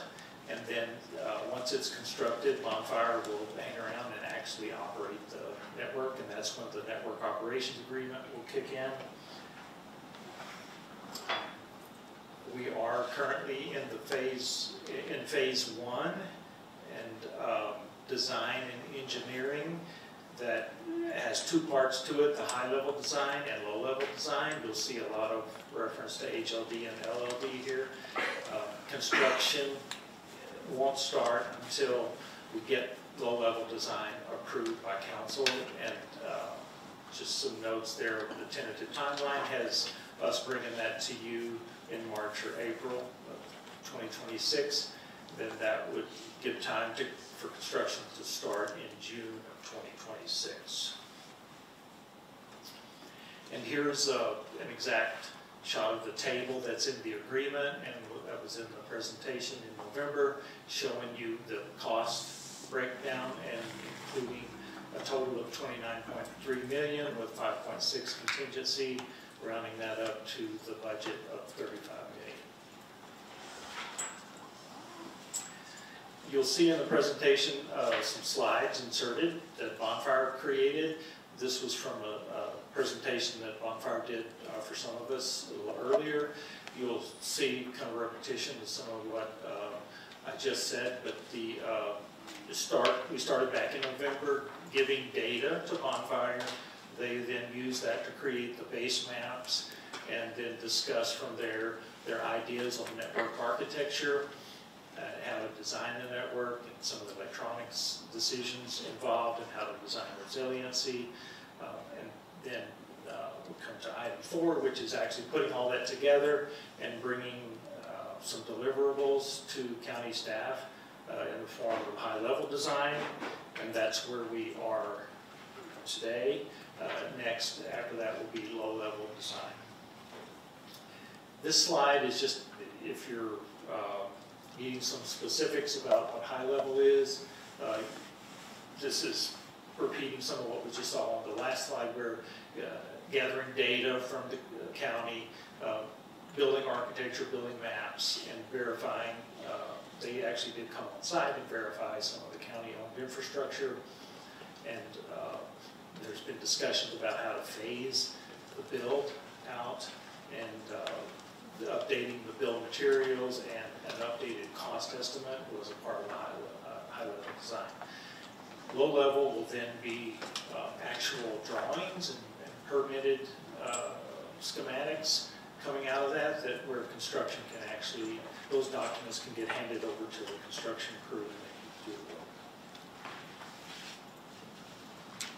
Some of the activity that's happened during the months of since November, we have done weekly project meetings every Tuesday. There's a group of Bonfire staff that's on the call with myself, and then several county staff have been joining that weekly project meeting. There was an on-site field visit by Bonfire team back in, I think it was January. They toured the area, tried to look at a lot of the aerial lines and just the neighborhood layout. It was very successful. A very successful activity that I was anxious to hear about is the burn area, empty conduit. The process was called proofing, and it was a success. we did come away. So what happened was during the recovering from the burn area, there was conduit put in those neighborhoods, and a lot of it was never used. Most of it, almost all of it was never used. So it's been sitting empty for 25 years now, nearing 25 years. And so the idea was, well, we could reuse that and run fiber inside that conduit that's unused, but we don't know how much of it is still good. So Bonfire worked with the contractor and supervised their work in, I think, February around those neighborhoods, and used a compressor to put air through it to see if it was intact.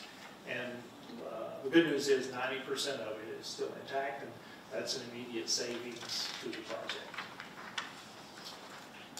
As I said, we received several deliverables.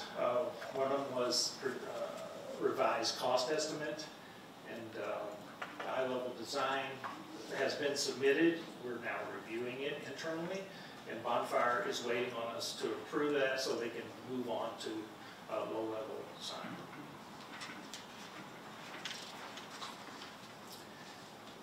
Part of the high-level design was a presentation to us, and the next slides are some selected slides out of that.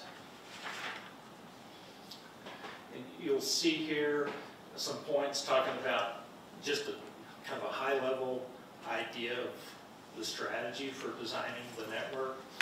And the main takeaway from here is that CO means central office, and that means a hub.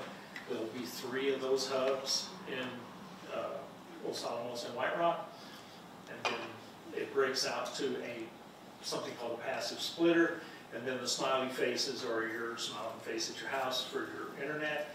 And the idea is that when we do start building the network, that you start closest to the CO, to the central office where the equipment is located, and you build it out from there. So when we do see phasing information, you will see that the construction by default will happen close to the equipment and then build out from there to the more remote locations. Further, more hops across the fibers, passive splitters. Jerry, can we ask questions, or you want to go to the end before? Yes. I'm good either It's up to way. you. Go ahead. The blue line, is that a single fiber? Is that the idea? It is. Yeah, okay. And the CO is not manned, right? It's like an automated box somewhere? Right.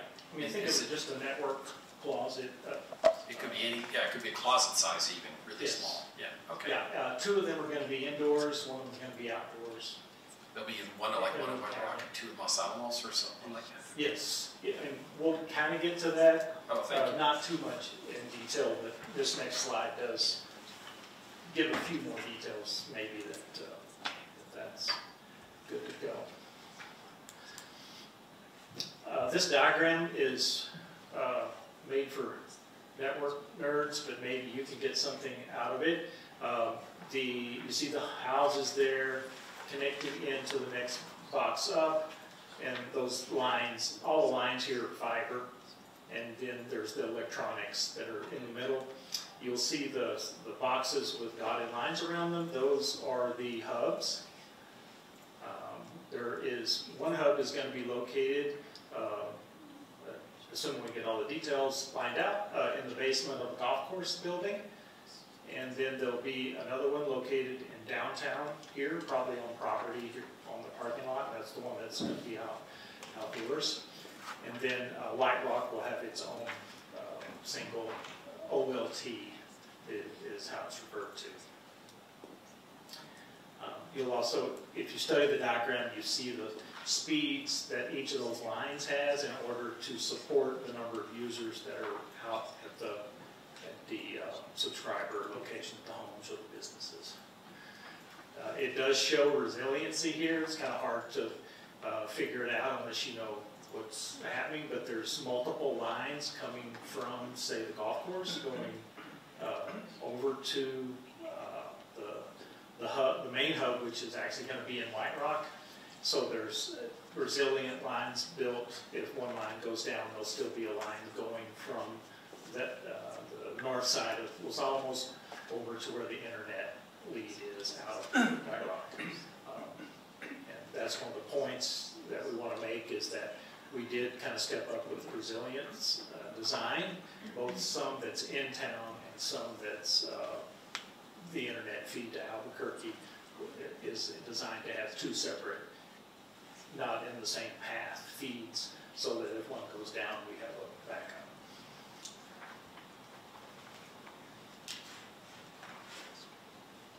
Do you have time for, go ahead, Councilor Hand. Just a very quick question. Thank you, Chair. But on your last slide, you talked about, you can see where there's one area where some of the residences are getting 25 gigs versus most of them are getting 10 gigs. Why is that? Yeah, so it may be misleading, but because what we're doing with the initial design is enabling everyone to have the ability to sign up for up to 10 gig. Eventually, years from now, we'll upgrade that to 25 gig.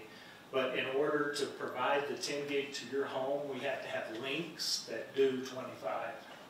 So you have to make part of the network be 25, and then the rest of the network that goes directly to your house is able to do 10.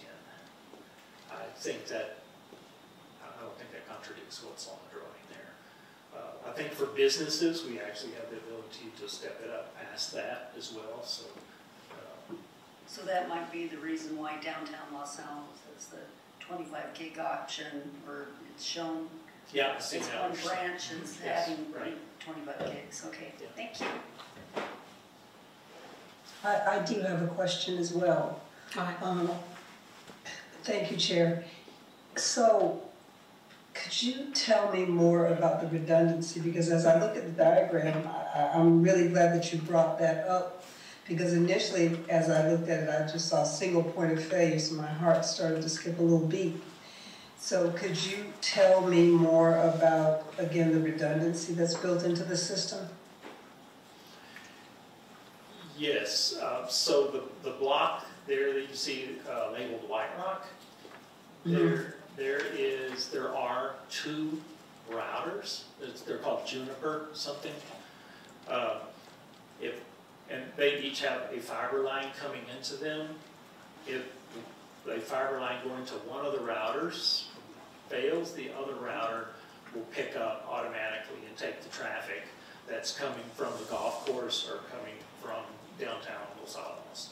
So you see from downtown Los Alamos box or the golf course box, there's two lines, one going to each of the two routers in White Rock. Okay, and they are always running in parallel? Yes.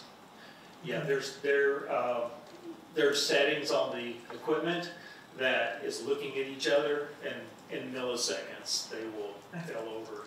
And we'll do plenty of testing because I'm skeptical until proven otherwise. So it's supposed to auto fail over. And then we would work on why the fiber is broken and get that repaired so you're back to that. Okay. And so the path to Albuquerque, which is where the internet feed will come from, is similar. There's two routers there that if one of the lines goes down, the traffic will automatically fail over to the other line. Okay, thank you. And then one more additional question. Do you have a proposed timeline from the regarding the transition from the high-level design to the low-level design?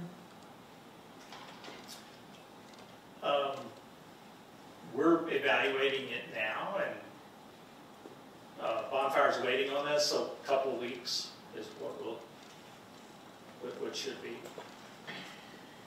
We're still needing to do some work with internal stakeholders such as DPU and Public Works to get their thumbs up on it. Okay, so you're still awaiting additional information before you can actually lock that down? Yes. Tentatively, it looks good. We just need to make sure that everybody's on board with the design. And some of this, they may be seen tonight for their first time, too. Okay. I'm sorry, I do have one other question. Are there any strategies that are in place to make sure that this project stays within budget and meets the targets? I mean, we can always have a projection and say, okay, this is where we're supposed to be, but do we have any strategies that are in place to make sure that it remains on schedule and within budget? Excuse me, Madam Chair and Councilor Neil Clinton, this is Juan Rael. We'll get to that in a little bit, but contingency unknowns is something that we definitely wanted to have a discussion with you all tonight. So if you could just hold that question to the end, and then I think hopefully we'll answer it by then. Thank you. Okay, thank you. That's all I have. I would add that the contract itself limits the expenditure to the 29 million, and then the contingency, there's a process for requesting the use of the contingency. Chair, I wanted to get a clarification on this. I believe between the two slides, you had the one with the CO. So those are those, like the golf course, and you talked about them, some of them being outside. So did you have any discussion about the fact that something outside is vulnerable more than something in a building? Because it seems like once you get to that CO, then that's the vulnerable point. So if something happened to that would shut down until it was replaced, that part of the network. Am I reading that correctly? You're saying like vandalism? Yeah, I didn't want to give anyone any ideas, but yeah. I would say that the answer is yes, your thinking is true, but that's true already all over. People just aren't aware of it necessarily, where they are. But it actually is happening. Okay, yeah. Right now people are.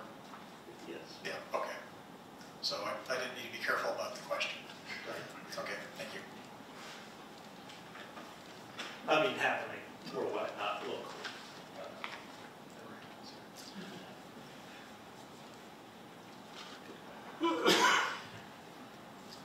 This slide is just to talk a little bit about, show you some of that orange stuff that you see around. That's the conduit that gets installed, and then the fiber is installed inside of that once the conduit's installed. And we are using a traditional conduit method. We considered a different conduit method, but traditional is what's the primary for underground. And then the fiber cable will go from 24 count to 432 count. That's pretty normal counts on that because the cost of fiber counts is very low. And I guess next slide.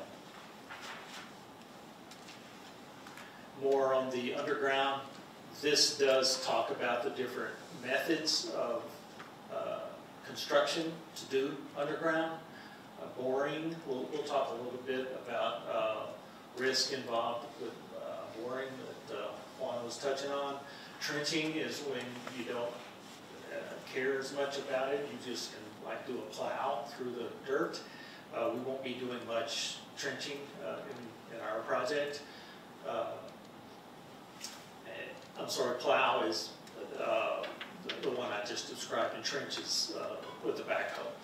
And then micro trench is an option that is shallow, basically shallow trenching to, it says a maximum depth of 24 inches. I think it's even more shallow than that is what we've discussed. And you see the machinery there to the right in the photo where it just cuts a small, a narrow trench, and it's 18 inches to 24 inches. Jerry, if I might add, so all these different methods are what is essentially a low-level design type question and methodology that would be looked at, but they're all on the table. And so Jerry's probably going to roll his eyes at me because he's heard me say this so many times, but there's, I think of high-level design is we're going to have fiber on Elm Street. Low-level design is we're going to have fiber. We're going to hang it for 200 feet, and then we're going to trench it for 100 feet, and then we're going to maybe micro-trench it for the last 50. So that's a low-level design type analogy. So, we're looking at all three options, and all three options are what the cost is based on. and the risk is associated when we get into the ground and when we hit rock. So that's really when our risk is associated. So we can only have so much risk mitigation as a design. Everything is on the computer, everything is to the best of our ability. But until we actually get into the ground, that's really when we'll know what the risk is and then the contingency. So that's where we're planning for at this point. But until we actually start construction is when we actually will know. I'll use a roadway example. When we do a roadway project, let's use the Denver Steels project, which you saw earlier tonight. We will do a geotechnical investigation. We will drill and bore probably 6 holes, maybe a mile for that. Now if we equate that out for we go over 100 miles within the county, that's a lot of boreholes. That's a huge expense. We have to balance that with what we know versus spending all our money trying to dig holes all over to see what we got, using the best available information that we have, which is a lot of these geotechnical reports that we already have from our engineering and utilities teams. So all that data is taken into account in the high-level design. So I just wanted to touch on that while we're touching on the construction part. So thank you. Mr. Smith, please. Thank you. So this picture on the right is trying to show you how the fiber is built and sectioned off, and it's in those zones that we're calling COs. And the OLT is the equipment, the network equipment that all the fiber plugs into, and there's only one piece of electronics per OLT zone. That's the good news, that there's only one place where I guess vandalism could happen. But you'll see that the design that they're proposing has the north Los Alamos, and it's planned to go to the basement of the golf course, and then the south Los Alamos is planned to go probably here in the parking lot in the outdoor cabinet, and then White Rock will have its own. And you'll see there also that the green line is the current fiber line that connects Los Alamos to White Rock, and then the blue line is, blue solid line is the new line that Sanai has built, plus a new line that's the SCADA extension project is going to provide, and it'll be a new link that will give us redundancy between the two communities.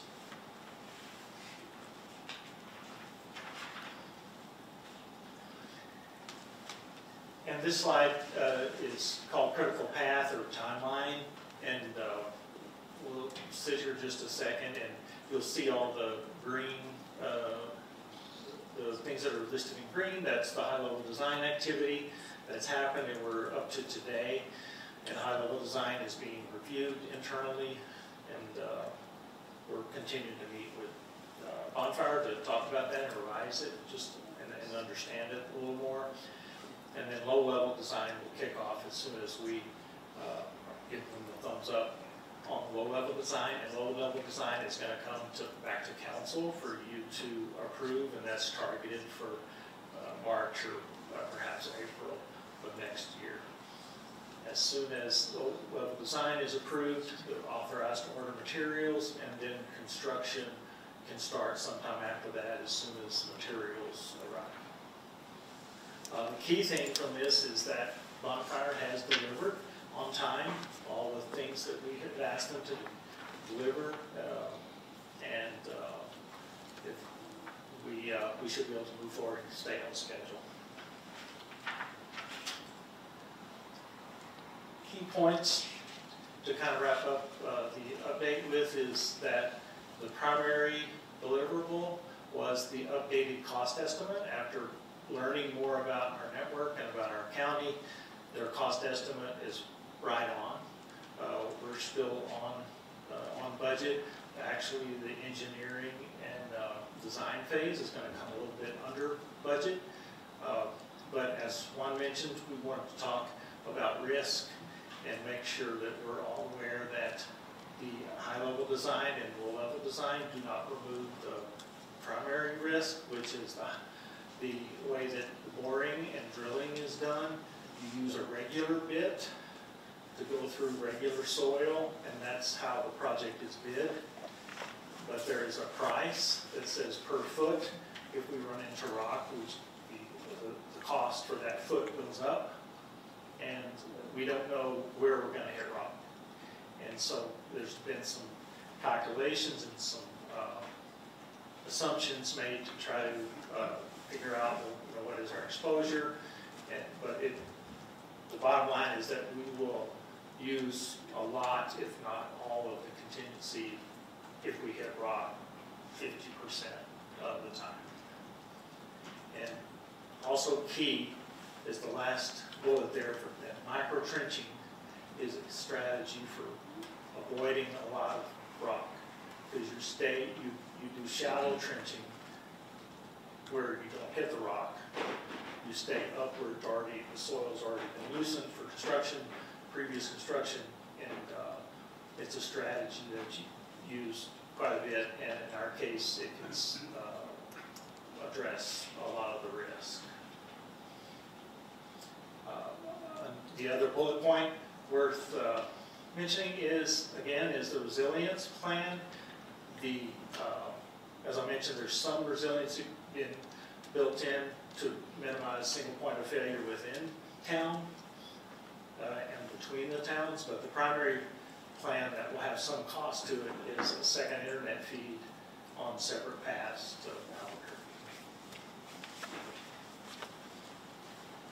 So as we move from high level to low level design, we do remove some of the risk, but we never eliminate the risk of what's under the ground when you put that bit in it to do the boring.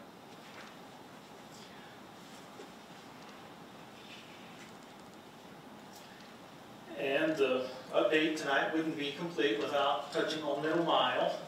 The good news is there's some progress going on with that. Of course, this is the 11-mile project that San Ildefonso has been working on, and that's what will provide us with, I mentioned and referred to it several times, that there'll be a second fiber optic line up the hill. Construction is happening in some places, and final permitting is still happening. Section 1 was what we got done during the water line replacement project. The conduit's installed, thankfully, and we're done with that section. Section 2 is going from there on down to the river, and if you've driven at all, you've seen the construction happening with the conduit that's being installed, so that is going well. Section 3 is from the river bridge east over to the boundary with Milwaukee, and it's still in permitting phase, and it's a little bit complicated because there's the Milwaukee Basin Water Project that's being installed, and we can't get in there while they're doing their project. So we have some plans, and when I say we, we're working closely with San Ildefonso Pueblo. We have a meeting with them every week. So it's a good report there for middle mile efforts. And I'm going to turn it over to Melissa, wherever she is. Thank you. Madam Chair and Council, I'd like to review the funding plan. So Council has adopted a $35 million CIP budget for broadband and will issue GRT revenue bonds to fund the project, and that debt service has been built into our adopted budget and also our long-range financial projection. Bond issuance timeline. So we have engaged our bond financial advisors and also our bond counsel to assist with the sale of the GRT revenue bonds. And you'll begin seeing preliminary intro documents in July through the adoption of the bond ordinance. And the goal is to complete the bond sale in October of 2025 because there are several advantages to that. And another reason is because there's a potential loss of the tax exemption status after January 26th. And that would potentially cost the county $3 million more on a $35 million issuance. But our goal is to issue the full $75 million of adopted CIP budget, but stagger the series, first with broadband, and then other CIP projects as identified, and that allows for flexibility. With that, I'll stand for any questions. Any questions on budget or on the broadband project presentation? Councilor Reddy? Thank you, Chair. I did want to get a clarification on the depth. So it looks like from that project next to the road that when you're just laying the orange conduit, it's not very deep. So is there a certain depth that is supposed to be? So the only time that, the only time that you don't go like 3 feet down is when you're doing the micro trenching. Okay. Everything else is. Everything else is 3 feet at least. Yeah. Okay. It may not be a full 3 feet, but it's right around that. Okay, and then it's just because of the issue we had. I assume that all the new conduit has some sort of locator cable in it. Yes, okay. Hopefully smarter now. Yeah, that's yeah, what I thought. Just the locate wire. Yes. Yes. Everyone's peace of mind.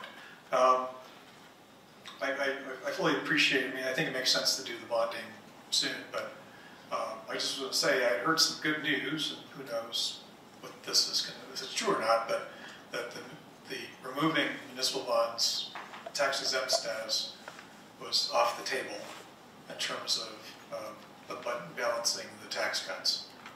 That's the last I heard from a NACO call, so hopefully that's true, because I imagine that even if it hasn't happened yet, if it actually heads towards that, wouldn't it affect yields? If it seems like it might happen, the more likely it's going to happen, and actually happens, right? That they were $3 million, but have you seen any changes in the yields yet? Madam Chair, Councilor Reddy, no, we haven't seen anything as of now. We are working closely with our bond financial advisor on that. Okay, so just like pass along. Hopefully that good news. There's nothing wood to knock on. So, thank you, Councilor Reddy. Councilor Hatton? Thank you, Chair. Thanks for this really good presentation and update. Really exciting and very comprehensive. My question has to do with the risk, and what I think I'm hearing you say, so I want to clarify, is that you're just using best information and knowledge of the terrain around here from county staff and Bonfire, our vendor, to estimate what percentage of the earth is going to be hard rock that's going to cost more to bore and or drill, etc. And there's different options to, to address that. And did I hear you say, though, that if more, roughly when you crunch the numbers, if more than 50% of where you need to put line down is really hard rock, it's going to be really a lot more expensive. Let's hope it's possible, but a lot more expensive to drill, then we'll have to eat up the contingency that's in the budget to make up for that. So you kind of plan for it, but I guess my two questions are, do I understand that the contingency in the budget is $5.6 million? Is that for the whole thing, or just part of the whole thing? The $5.6 million that's available to us as contingency? Yes. So that then has to cover all things that could go wrong or, change as we progress on this, right? That's the whole kit and caboodle. And then, and I think that's about what, 15 or 16% of the whole project cost. Right. And then, because it seems like a lot of times on our big projects we have like a 20% contingency. So this is a little bit less. Again, I'm just nervous about this part because I feel like, and I'm just a stupid citizen who's lived here a long time, I just like more than 50% of it's going to be really hard, impossible rock. So I'm just looking for you guys to say, no, really, it's probably going to be like 25% and we're fine. Or you just really don't know. Madam Chair and Councilor Haveman, so essentially, yes, we don't know, but we are essentially trying to mitigate that risk as best we can by other methods, mainly aerial. Aerial is our best bet in terms of missing rock. So every place that we can have aerial on existing poles that are owned by the Department of Public Utilities is sort of our option one. And then it goes down from there based on, if I could pull that slide up. It goes down from there. So we have to go somewhere. We were trying, our goal is to stay within $35 million that was allotted for the project that was approved. But I agree the contingency is lower than we've seen in others. But it's still within the 35 million. So that's what our goal is to manage the project within the 35 million. What we wanted to share with council and the public tonight is that is where the risk is. We don't want to hide that from anybody, that is where the possible risk is. But we're doing everything we can to mitigate that, to not get into that, to eat all the contingency. So the 50% is the number that we've back calculated as to what would be the percentage of when we're in the ground, what the rock percentage would be for us to stay within budget. I'm sorry, thank you. The solution of, attaching it to poles above ground, AKA aerial, does that lessen the quality and integrity and reliability of the project? It's not that big of a difference. If money was no object, you would bury it. Aerials there, we're taking advantage of the assets that we have. And it's basically 50% of the project is ending up as aerial. Oh, so you already kind of know that already at this point?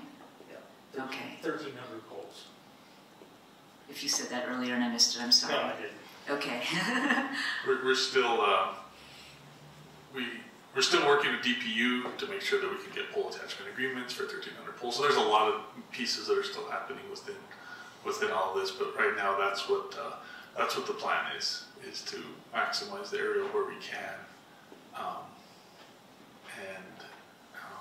But we need approval from DPU, so we can't 100% say that tonight. That yep, we're going to be on those poles 100%, 1,300 of them, because DPU hasn't given us the thumbs up because we're not at that stage yet. So. But if that's going to be built in as one of the solutions, then is there a risk then of, like, if a high wind event or a fire takes out a pole, then not only do we lose power, but we also would lose, the customers attached to that line would lose connectivity, where we wouldn't have that problem if it was underground or buried. Is that true, what I just said? Maybe the risk of a high wind event and a power line going down is so low that we're not really too worried about it? It is something we're worried about. I think that would move our $35 million project to like a $15 million project. So that's why we're trying to balance delivering a project and staying within a budget that we feel we can get it built for. So we can eliminate the risk. More money would eliminate the risk, but we're trying to balance delivering with what we've already proposed with the 35 million. Okay. Are there other concerns about that contingency getting eaten up pretty quickly? Everything else that would be considered is pretty minor compared to... Nominal compared to this big one? Yeah. Okay. Exactly. On other projects, I might just expand. On other projects, there's a lot of unknowns. This, we're really just trying to install conduit, so it's less unknowns than other projects where we might have bigger contingencies. Okay. So for example, the pool project that we saw this morning, the contingencies could be, we get into unknown soil, we get into more issues with the decking when we start pulling it up, we get into other issues with lighting, wiring, all those different things could have contingency. A lot more items to go wrong. In this project, we really only have one item, so to speak. So that's where we feel that our contingency is sort of based on that. It is lower items. Okay, I appreciate it. And just as a review, we're using existing assets, and we've maximized the use of existing assets. We are using aerial as much as we can. And then and we're wanting to use micro trenching, but you don't use micro trenching for the major lines. You just do it on the actual neighborhood streets. And with that strategy, it's mitigating this risk and minimizing it as much as possible. Okay, awesome. Thank you very much. Thank you, Councilor Hammond. Other questions from councilors? Councilor Reedmore? Well, it's just a great looking presentation and everything. Thank you for, this company seems to be really on the ball. Do they know how hard the 2-foot in White Rock is down like a foot? But if this machine cuts, if the micro trencher can cut concrete, does it also cut 2-foot? Will it just go right through it? Because did they ever test that? Did you guys test that? And there was something in your review graph on a test, where you said something that they did a little bit of testing somewhere. Did they do that in White Rock? Madam Chair and Councilor Rieger, they know all about the basalt in White Rock. We have had a ton of conversations. Well, the basalt is really bad. But there's 2-foot in a lot of places. It's pretty soft compared to concrete, I think. Yeah, and it's something that they haven't, we haven't put a drill or that big blade into the ground yet. But it is things that they are familiar with. They're building other projects in Colorado. They haven't built a project in New Mexico yet that I'm aware of. But it is a big part of what our weekly meetings are, is the discussion about that, the discussion about when rock is hit and how that's determined. And then there's just a big process through that, just because in the world of building broadband infrastructure, that's really a risk everywhere. It's not just unique to us. Well, anyway, we could go on a long time. I don't want to waste more time. Thank you very much. Thank you, Councilor Reber. Any other questions from councilors? I don't think I have any. Is there any public comment? Madam Chair, I'm sorry. Oh, sorry. Before we get to questions, if I may just add one, we had one last slide that we didn't sort of get to. I just wanted to touch on it before that, so thank you. So we just heard about the bond action financing. The October timeframe is obviously before the March low-level design timeframe.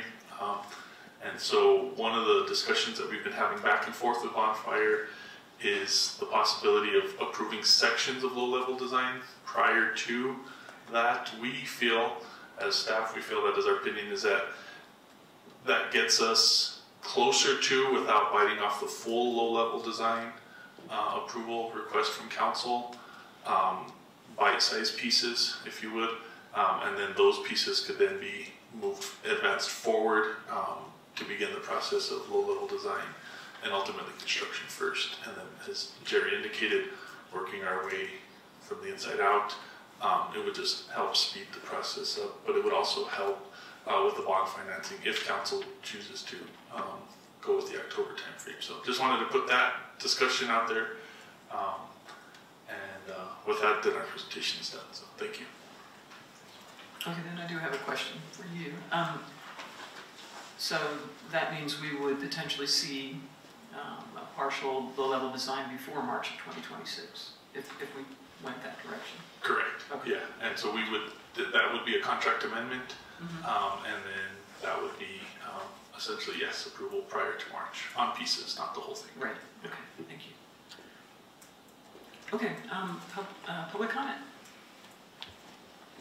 Don't forget to state your name. I'm Andrew Fraser. I live on Cottage Street. And I wish the comments were before your questions so you could ask about these things. I heard that they were going to do a low-level design and bring it to council this spring or this summer. And it looks like the schedule has slipped a whole year. And I'm disappointed, and maybe I was just misinformed. I wonder about that. And then for redundancy, we've got these loops, and I wonder if we lose a piece of the network going to a residence, if those things are built in loops, so that we're redundant even at the residential level. I'm curious about how close the lumen line is to the new San Ildefonso line. It seems like they broke the lumen line with the trenching equipment for putting in the San Ildefonso line. And if that's the case, it's only half redundant. And I wonder if any of the supplies we need are coming from abroad, and if tariffs are going to increase the budget. Thank you, Mr. Frazier. Any other public comment? Is there anyone online, Mr. Allen? If you're online and you'd like to make public comment on this item, please raise your hand.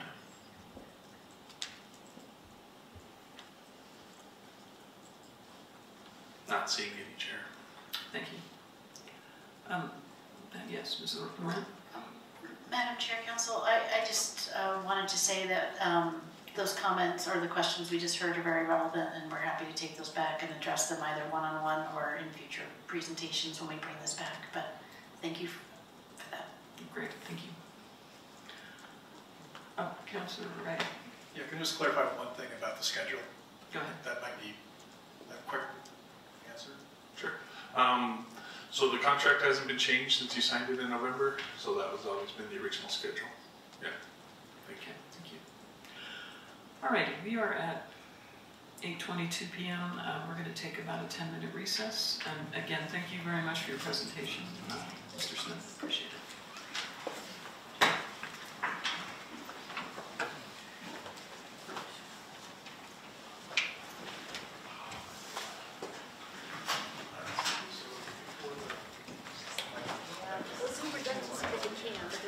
Financial barriers to living on it.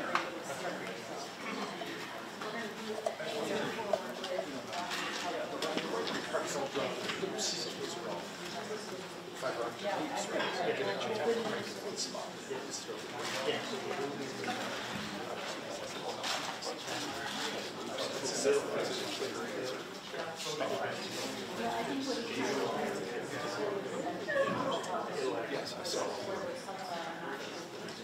It is.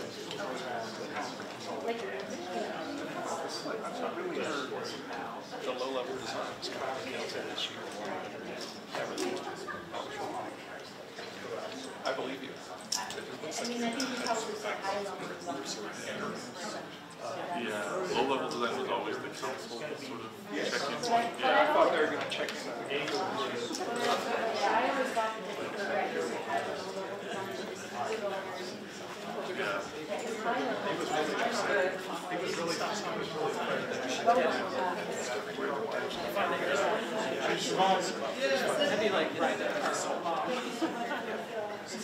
Yeah. But it takes about 2 or 3 songs straight. Okay. I'm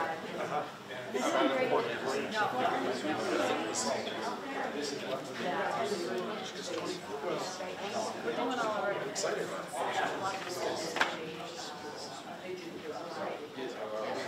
All right. Are you worried about imported parts?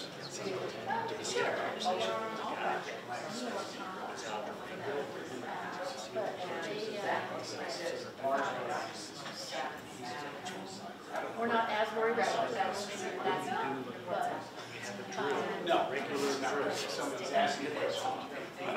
But part of the reason they want us to approve it is because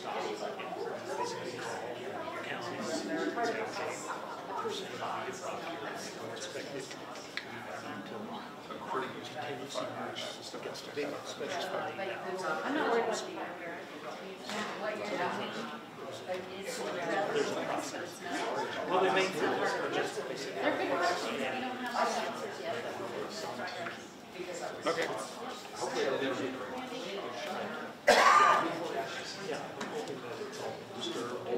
That's not part of this. No, I'm not going to. But I mean, only that they're talking about is line building.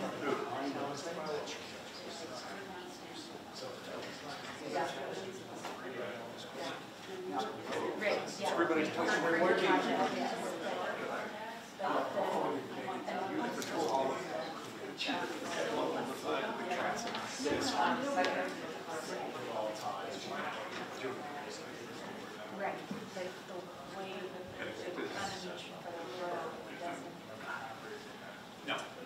this one, accommodation items that are necessary. Not the budget.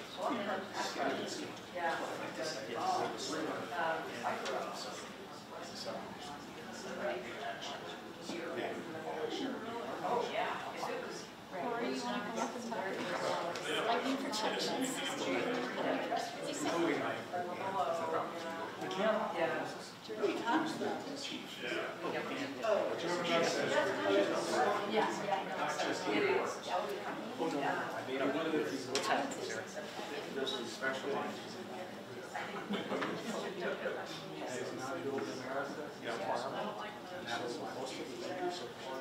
Fix that. We're all all right, the last question.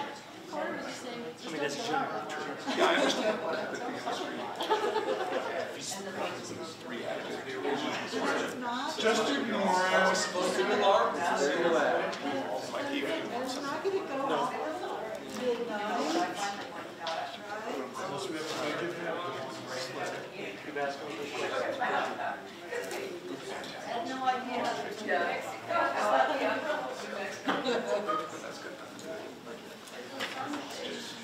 Yeah. After these. How close? Yeah. Okay, never they are. That's not the best practice. But if you notice, we're designing so around this. Yeah. Okay. So sometimes give the presentation.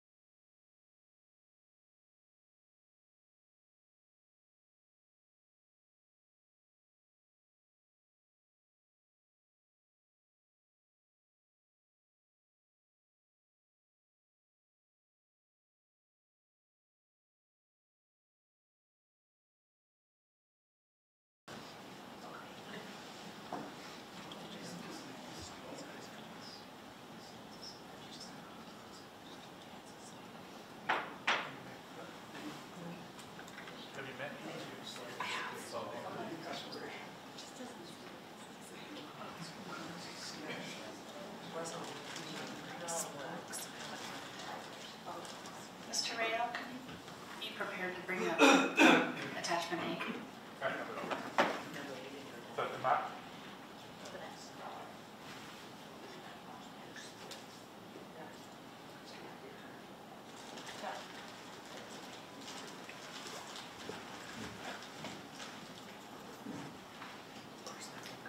We lost Councilor Hand, but actually, she will be back as I start this. Let's get going.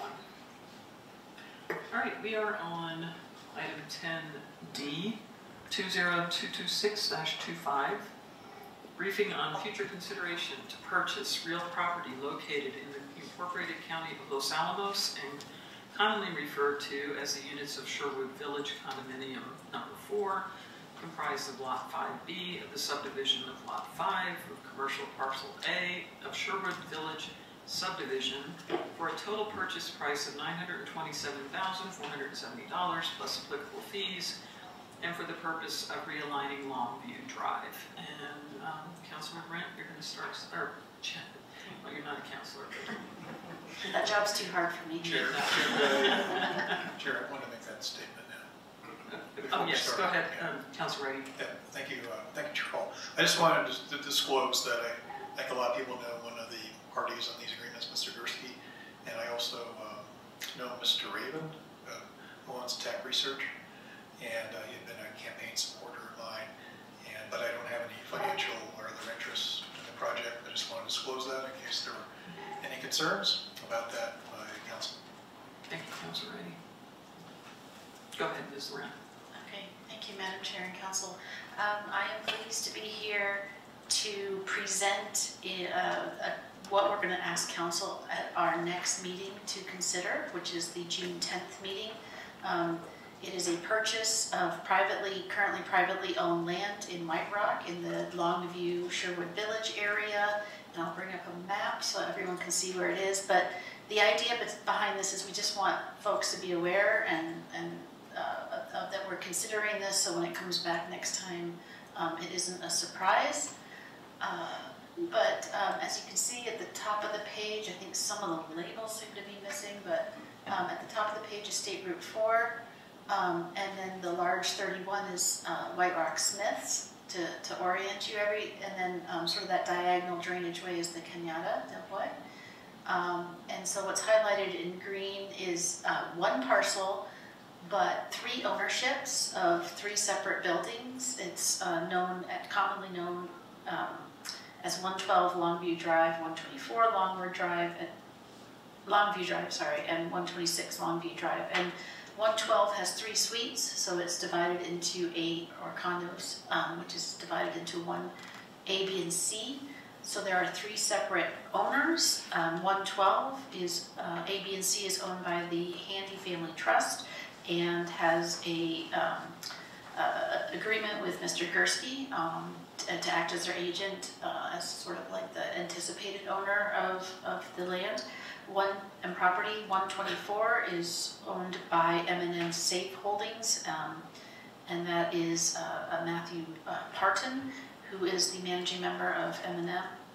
And 126 Longview is a typo. It's not tax research, it's a tax research. That's a spell correct, autocorrect that did that. And that's Mr. Tadeus Raven that Councilor Ridey mentioned. And so we've been talking to them because all the buildings are vacant. And you can see just below where, I'll call it the south side of the property, it's kind of a cut through where a lot of folks can drive through if you were to imagine Longview Drive being straightened. And it's been in the plans for, oh gosh, even when I started here in 2008 to kind of try to figure out a way to straighten out Longview, reassemble the parcels and spur redevelopment.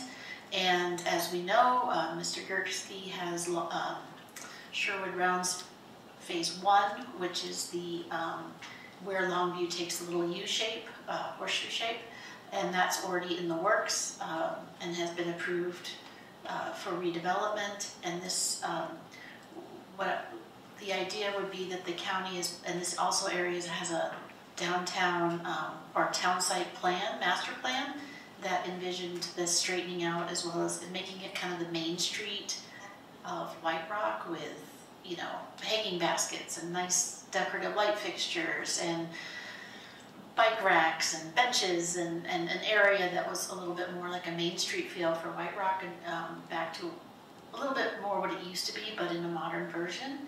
And the county's participation would be to assemble the land. This is the start of assembling the land to be able to build a road, and we do have funding in our CIP plan to design and build a new road through this area.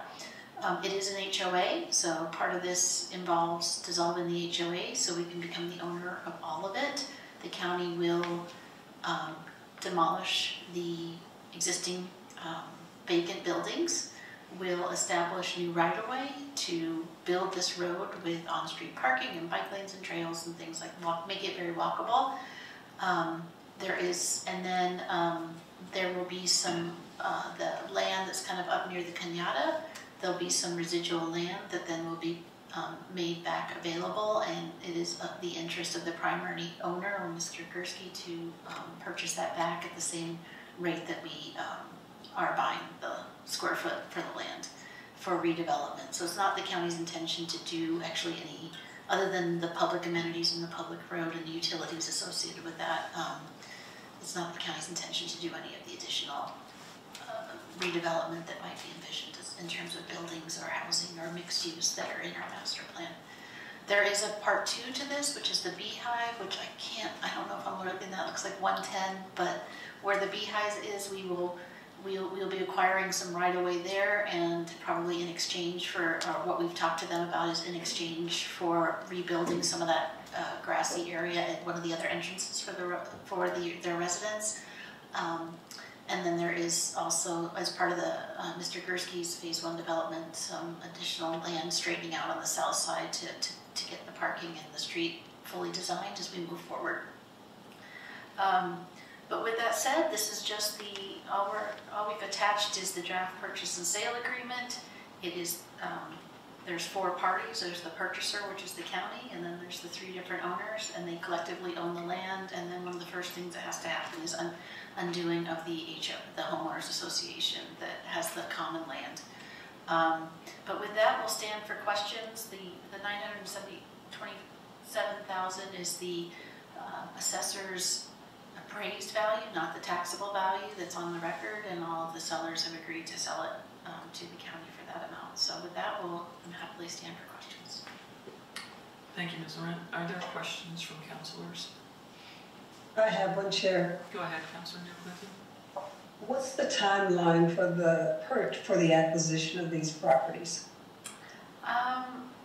So if this gets approved by council on June 10th, we would then have to schedule a closing, but I don't see many barriers to that occurring. We would just have to schedule it, and then we would like to start the design this season. Best case scenario, we'd like to start construction sometime in 2026. Don't know with our other project load if we'll hit that. We haven't gotten to that point yet. Our first step was to secure the land so that we can move forward with the design of the project. Okay, thank you. That's the only one I have. Thank you, Councilor Milclin. And Councilor Reber. Thank you, Chair. Well, I thought we were going to get a motion tonight to buy this. Is this not complete, or I can't find a motion to make, or there's not an object to make a motion on? What's the plan here? Madam Chair, Councilor Rieger, we absolutely would have been ready for a motion. The strategy because it's a purchase of property that the public's not aware of, the strategy was just to take a 2-step approach so that nobody felt blindsided, that people out in the public knew what the plan was before we brought a motion in front of council. So that'll be 2 weeks or something? Okay, thank you. Other questions from councilors? I have just a quick question. Of the $900,000+ purchase price, about how much are we anticipating getting back when we resell the land that would be remaining? We have not calculated that because we have not set the boundaries of the right-of-way. I don't know. Okay, I was just curious if something maybe to think about for. Right, I know that there'll be discussions with Mr. Gursky as we develop the design, because however the design lays out and wherever we do, there is going to be the two intersections don't quite line up. There's going to be some, it's not going to be absolutely straight, there'll be some shifts, so where that shift in the design takes place to line up the two intersections, and what makes it so that the dimensions of the remainder is buildable and the dimensions make sense for the development. We'll be having those discussions as we develop the design. And approximately how much do we think it's going to cost to realign and do the roadway? These are just questions for possibly our next presentation on June 10th. Okay. We can look at that, Madam Chair. I think the big variable that there are some utility boxes that when I went down and looked at it would have to be relocated. I know we're going to want to resize the utilities for in the street for any redevelopment on either side. So the utilities in my mind would be the biggest variable on not knowing those costs. But it'll be a many $million project. We are anticipating funding it through some monies we've set aside for MRA and some other things that. And I could tell you that through our master plans, our MRA plans, and the economic development plans, this would tick a lot of the boxes in terms of economic development and trying to spur and incentivize redevelopment in our both the town center for White Rock and downtown Los Alamos. And then finally, is there any way to do a visual of what this might look like for our presentation on June 10th? With a kind of an artist's concept of how this might look. Madam Chair, we don't have the project design, so I don't know that we know what it's going to look like, but I can tell you in the town site master plan they had a rendering. I'm happy to kind of link to that. I did link in the staff report to the master plan, okay. But it does do a fairly good job of what the vision is for creating a sense of place around a Main Street feel. That would be great, I think, for the public to see.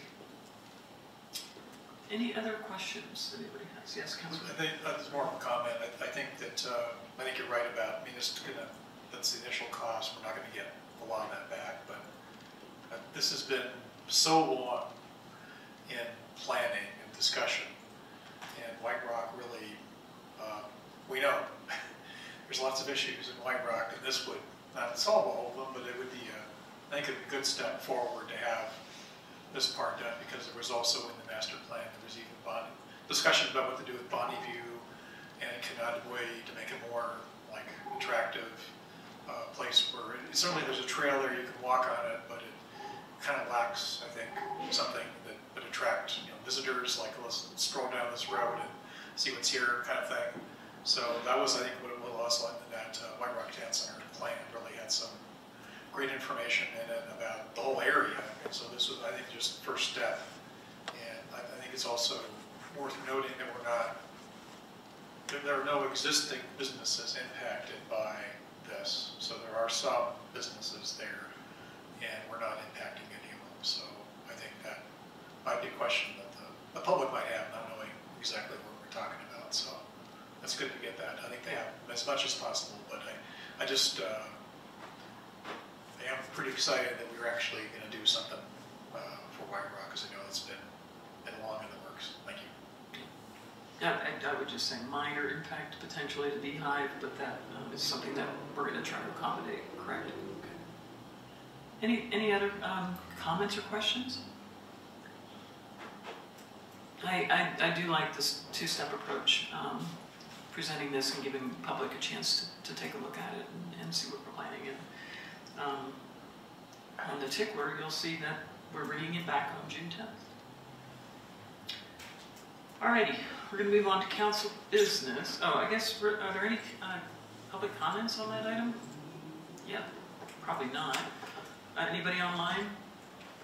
If you're online and you'd like to make a public comment on this item, please raise your hand.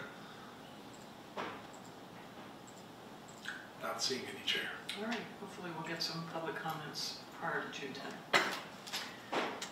Item 11, council business. I don't think we have any general council business, but item D, appointments.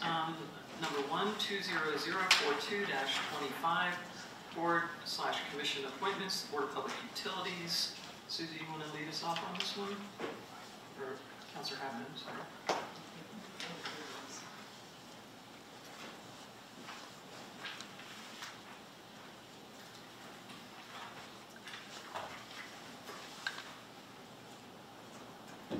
All right, thank you, Chair. We will be having a vacancy starting on BPU starting July 1st. And I'm the liaison to the Board of Public Utilities, just FYI. We were very fortunate, I think, to have 3 strong applicants to fill this one vacancy that will be coming up in a month. One of the applicants is an incumbent whose term is expiring, Mr. Eric Stromberg. We also had an application from Martha Perkins and another one from a gentleman named Tracy Mock. The interview committee interviewed all 3 of them and had some conversations, and we are here tonight to nominate the 3 for your consideration. Did you want to mention who the interview committee recommends? I wasn't sure if I should, but I guess I see that it's here. It's all out there in the open. My apologies. You know, we had some strong candidates, and there was a lot of pros and cons to going different ways, and we're very grateful to everyone. In the end, for reasons of experience and technical knowledge, the committee decided to recommend to council that we appoint Eric Stromberg for a 2nd term on the Board of Public Utilities. Thank you. Any questions from councilors? Okay, do I have a councilor willing to make a motion?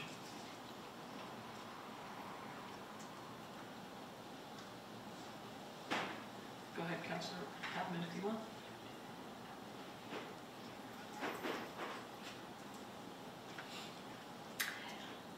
I nominate Tracy Mock, Martha Perkins, and Eric Stromberg to fill 1 vacancy on the Board of Public Utilities and move that council appoint 1 nominee to the vacant position as follows.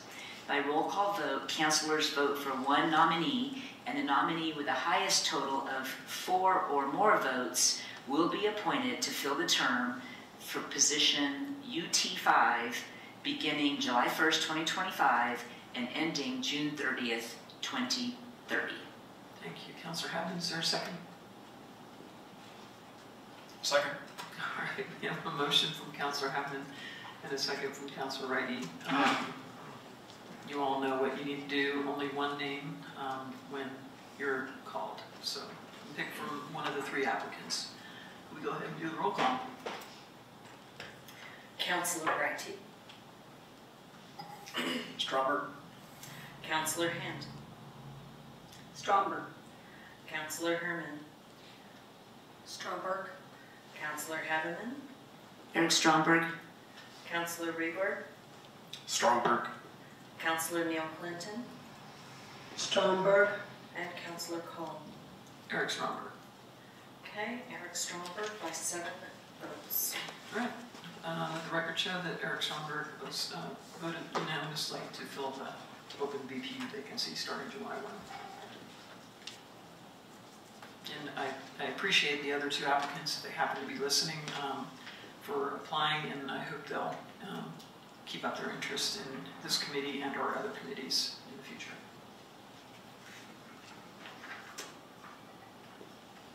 Alrighty. We are now to the boards and commissions liaison reports. Do I have any councilors that have a liaison report that they'd like to present tonight? Councilor Wrighty. Thank you, Chair Cole. Let's see.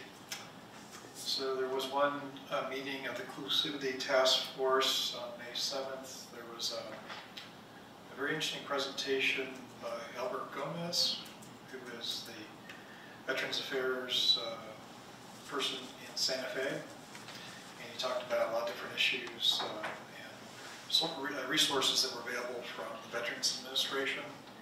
And he passed out some information packages and some cards, and I passed some of those along to social services as strong. So, so hopefully she got those, and so I think that was very useful for the task force to hear that.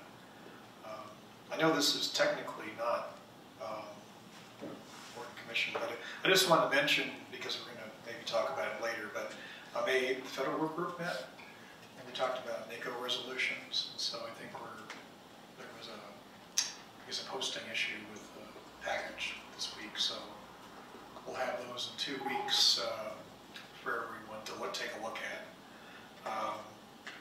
Then the Health Council is also, I guess, successfully.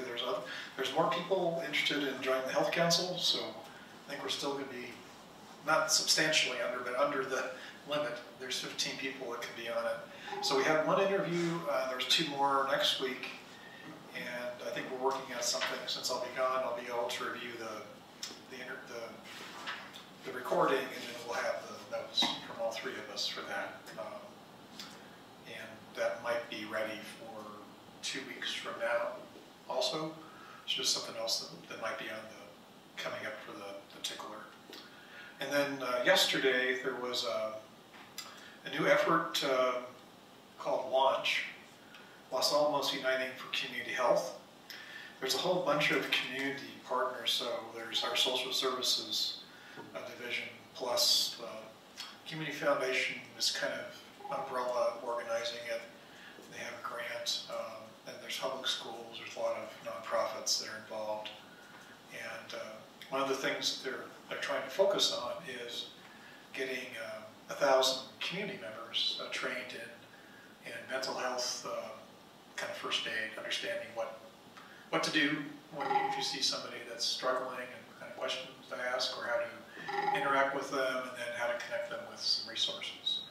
So that sounds really interesting. I should have thought to remember to bring the paper today that had the code on it, but I'll make sure we all get a copy of that. I think that's all I have. Thanks. Thank you, Councilor Brady. Councilor Herman? Thank you, Chair. On the 14th, I attended the Planning and Zoning meeting. There were 3 cases. The first one was a property owner, residential on 151 El Gancho, who requested a variance from zone district dimensional standards to construct an addition, which was approved.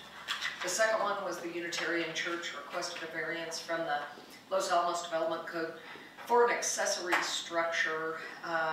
It's a steel pergola basically in their front yard, and that was approved. And the third case was a request for an amendment to the Los Alamos County Comprehensive Plan future land use map to expand the map's institutional area to accommodate the rezoning for the renovation of Fire Station 4, and that was also approved.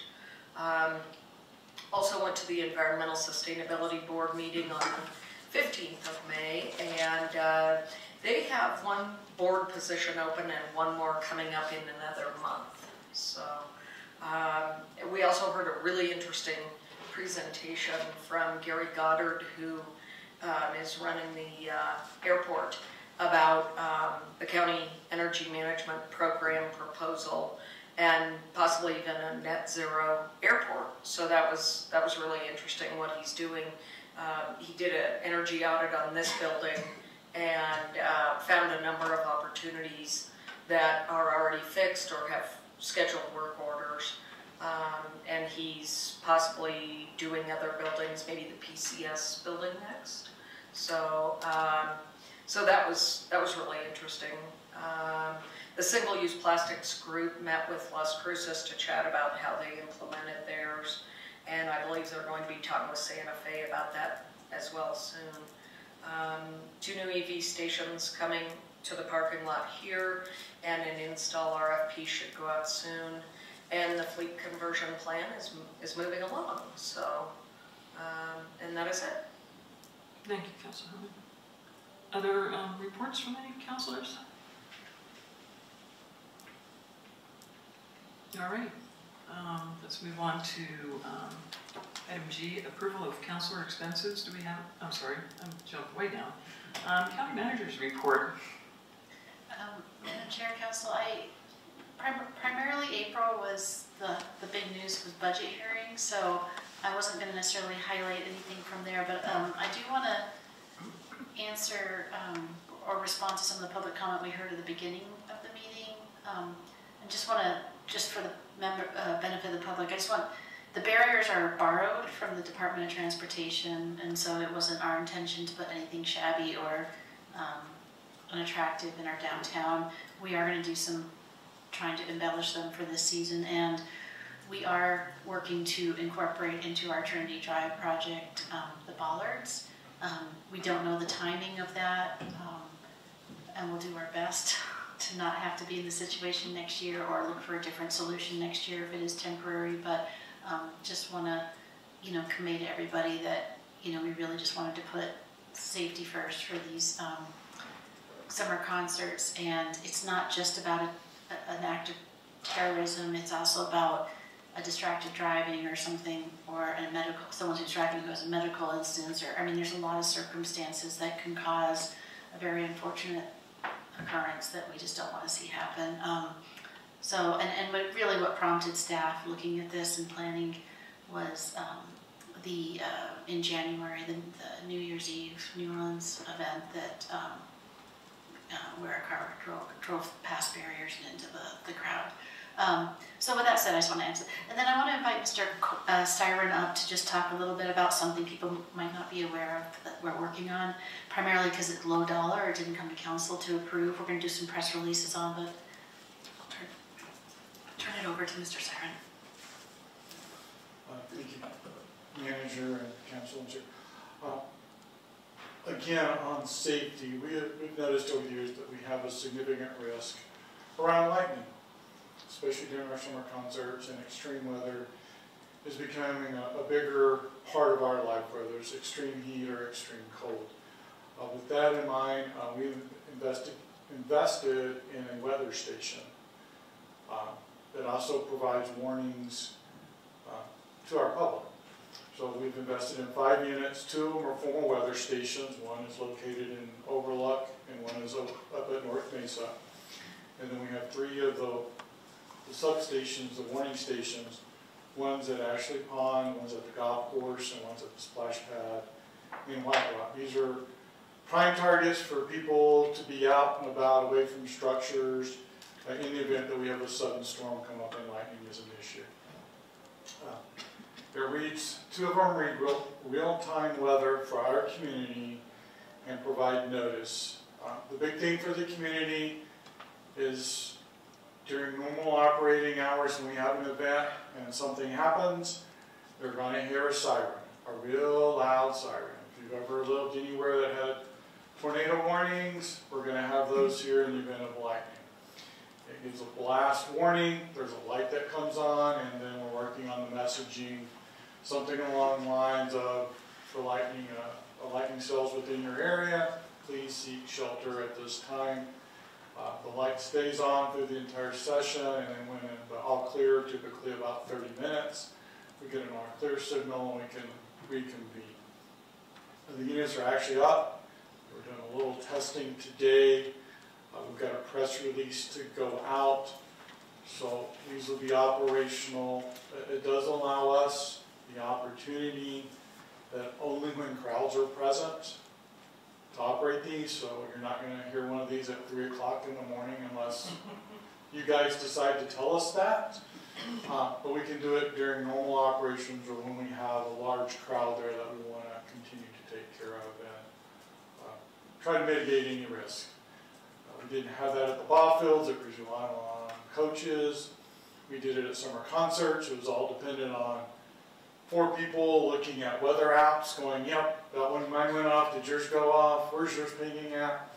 So it's to give us a better comfort zone with taking care of our community. So you will see those around. Hopefully we won't have to hear any of those this year at the summer concert series. We think it'll make our community safe, because it would just take one bad experience and somebody would have a really, really bad day. Madam Chair, I stand for questions on anything else on the report. Any questions from councilors? Councilor Reagan?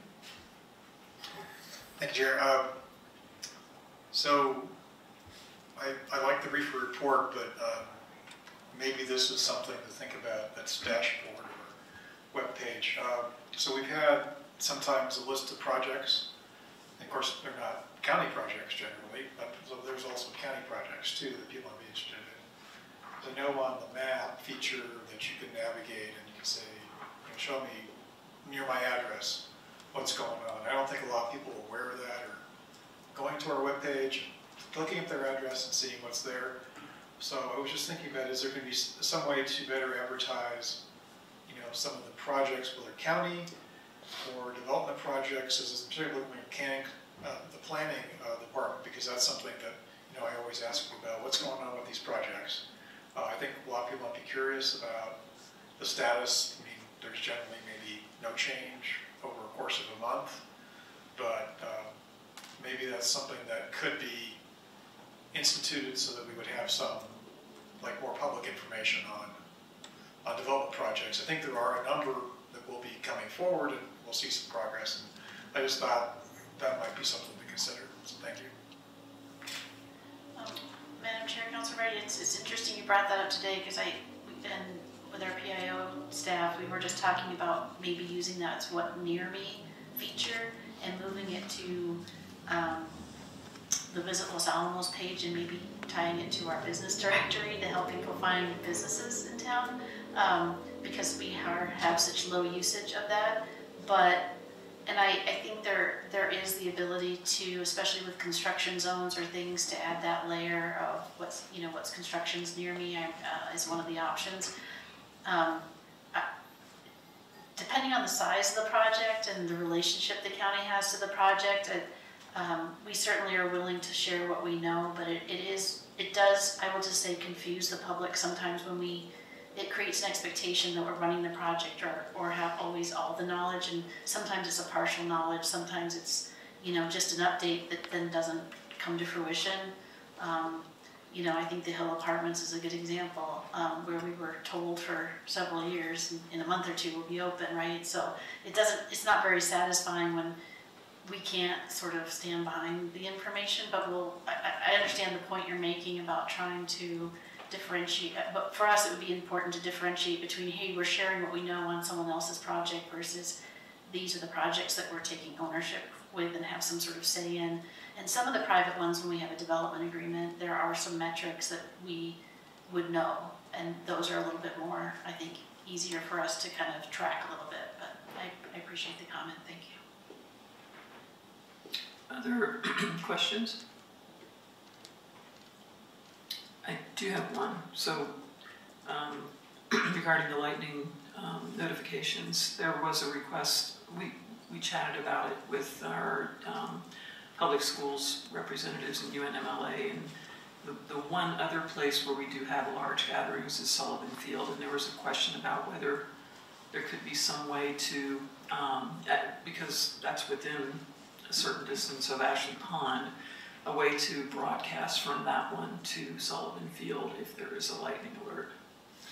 Chair and Council, we've tried a couple of times to connect with their facility manager, and they're just missing each other at this point in time. But we're aware of that, and we just haven't been able to connect to have that conversation. Okay, great, thank you. Any other questions? All right, Council Chair report. So since the other regular meeting we had on 5/6, I attended and Councilor Wrighty did as well, the New Mexico Energy Symposium in Espanola on 5/7 and 5/8.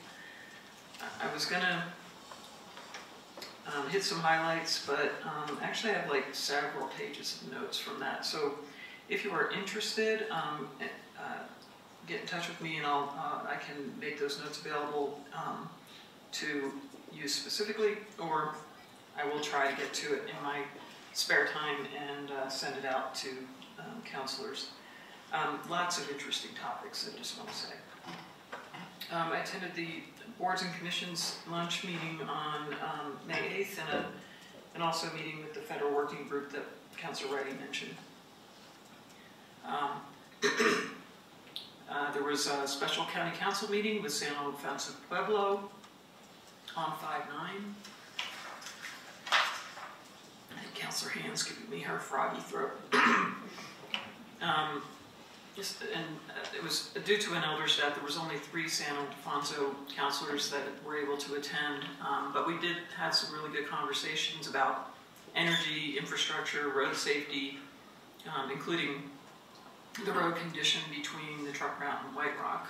We also talked about health and wellness, cultural resources and Pueblo recognition, waste disposal, and wildlife, including feral cattle control. And we discussed possible cross-cultural exchanges, such as arts and crafts fairs, feast day, and the corn dance. I participated in the BPU candidate interviews. I attended the monthly county delegate meeting on May 14th.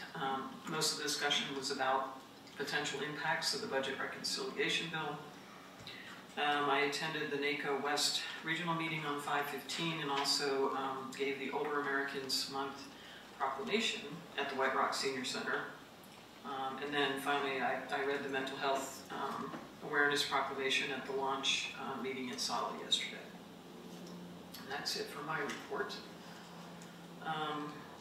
Okay, we are now down to approval of councilor expenses. Are there any potential expenses that we need to approve today? All right, not seeing any.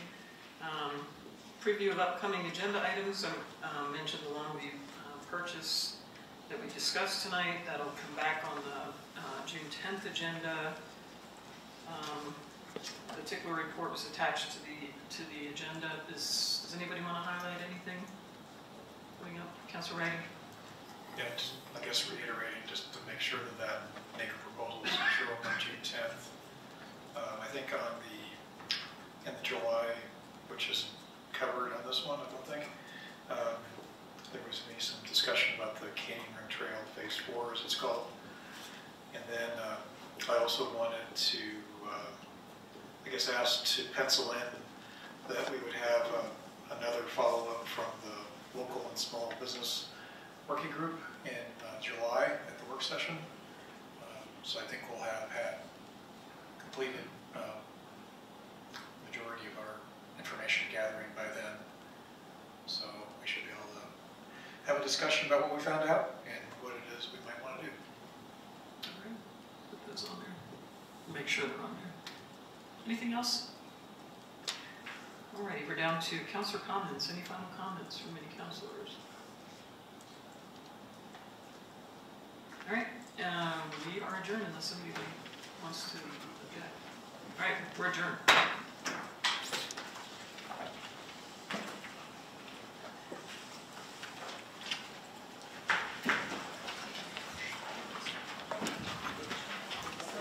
Those are your shades.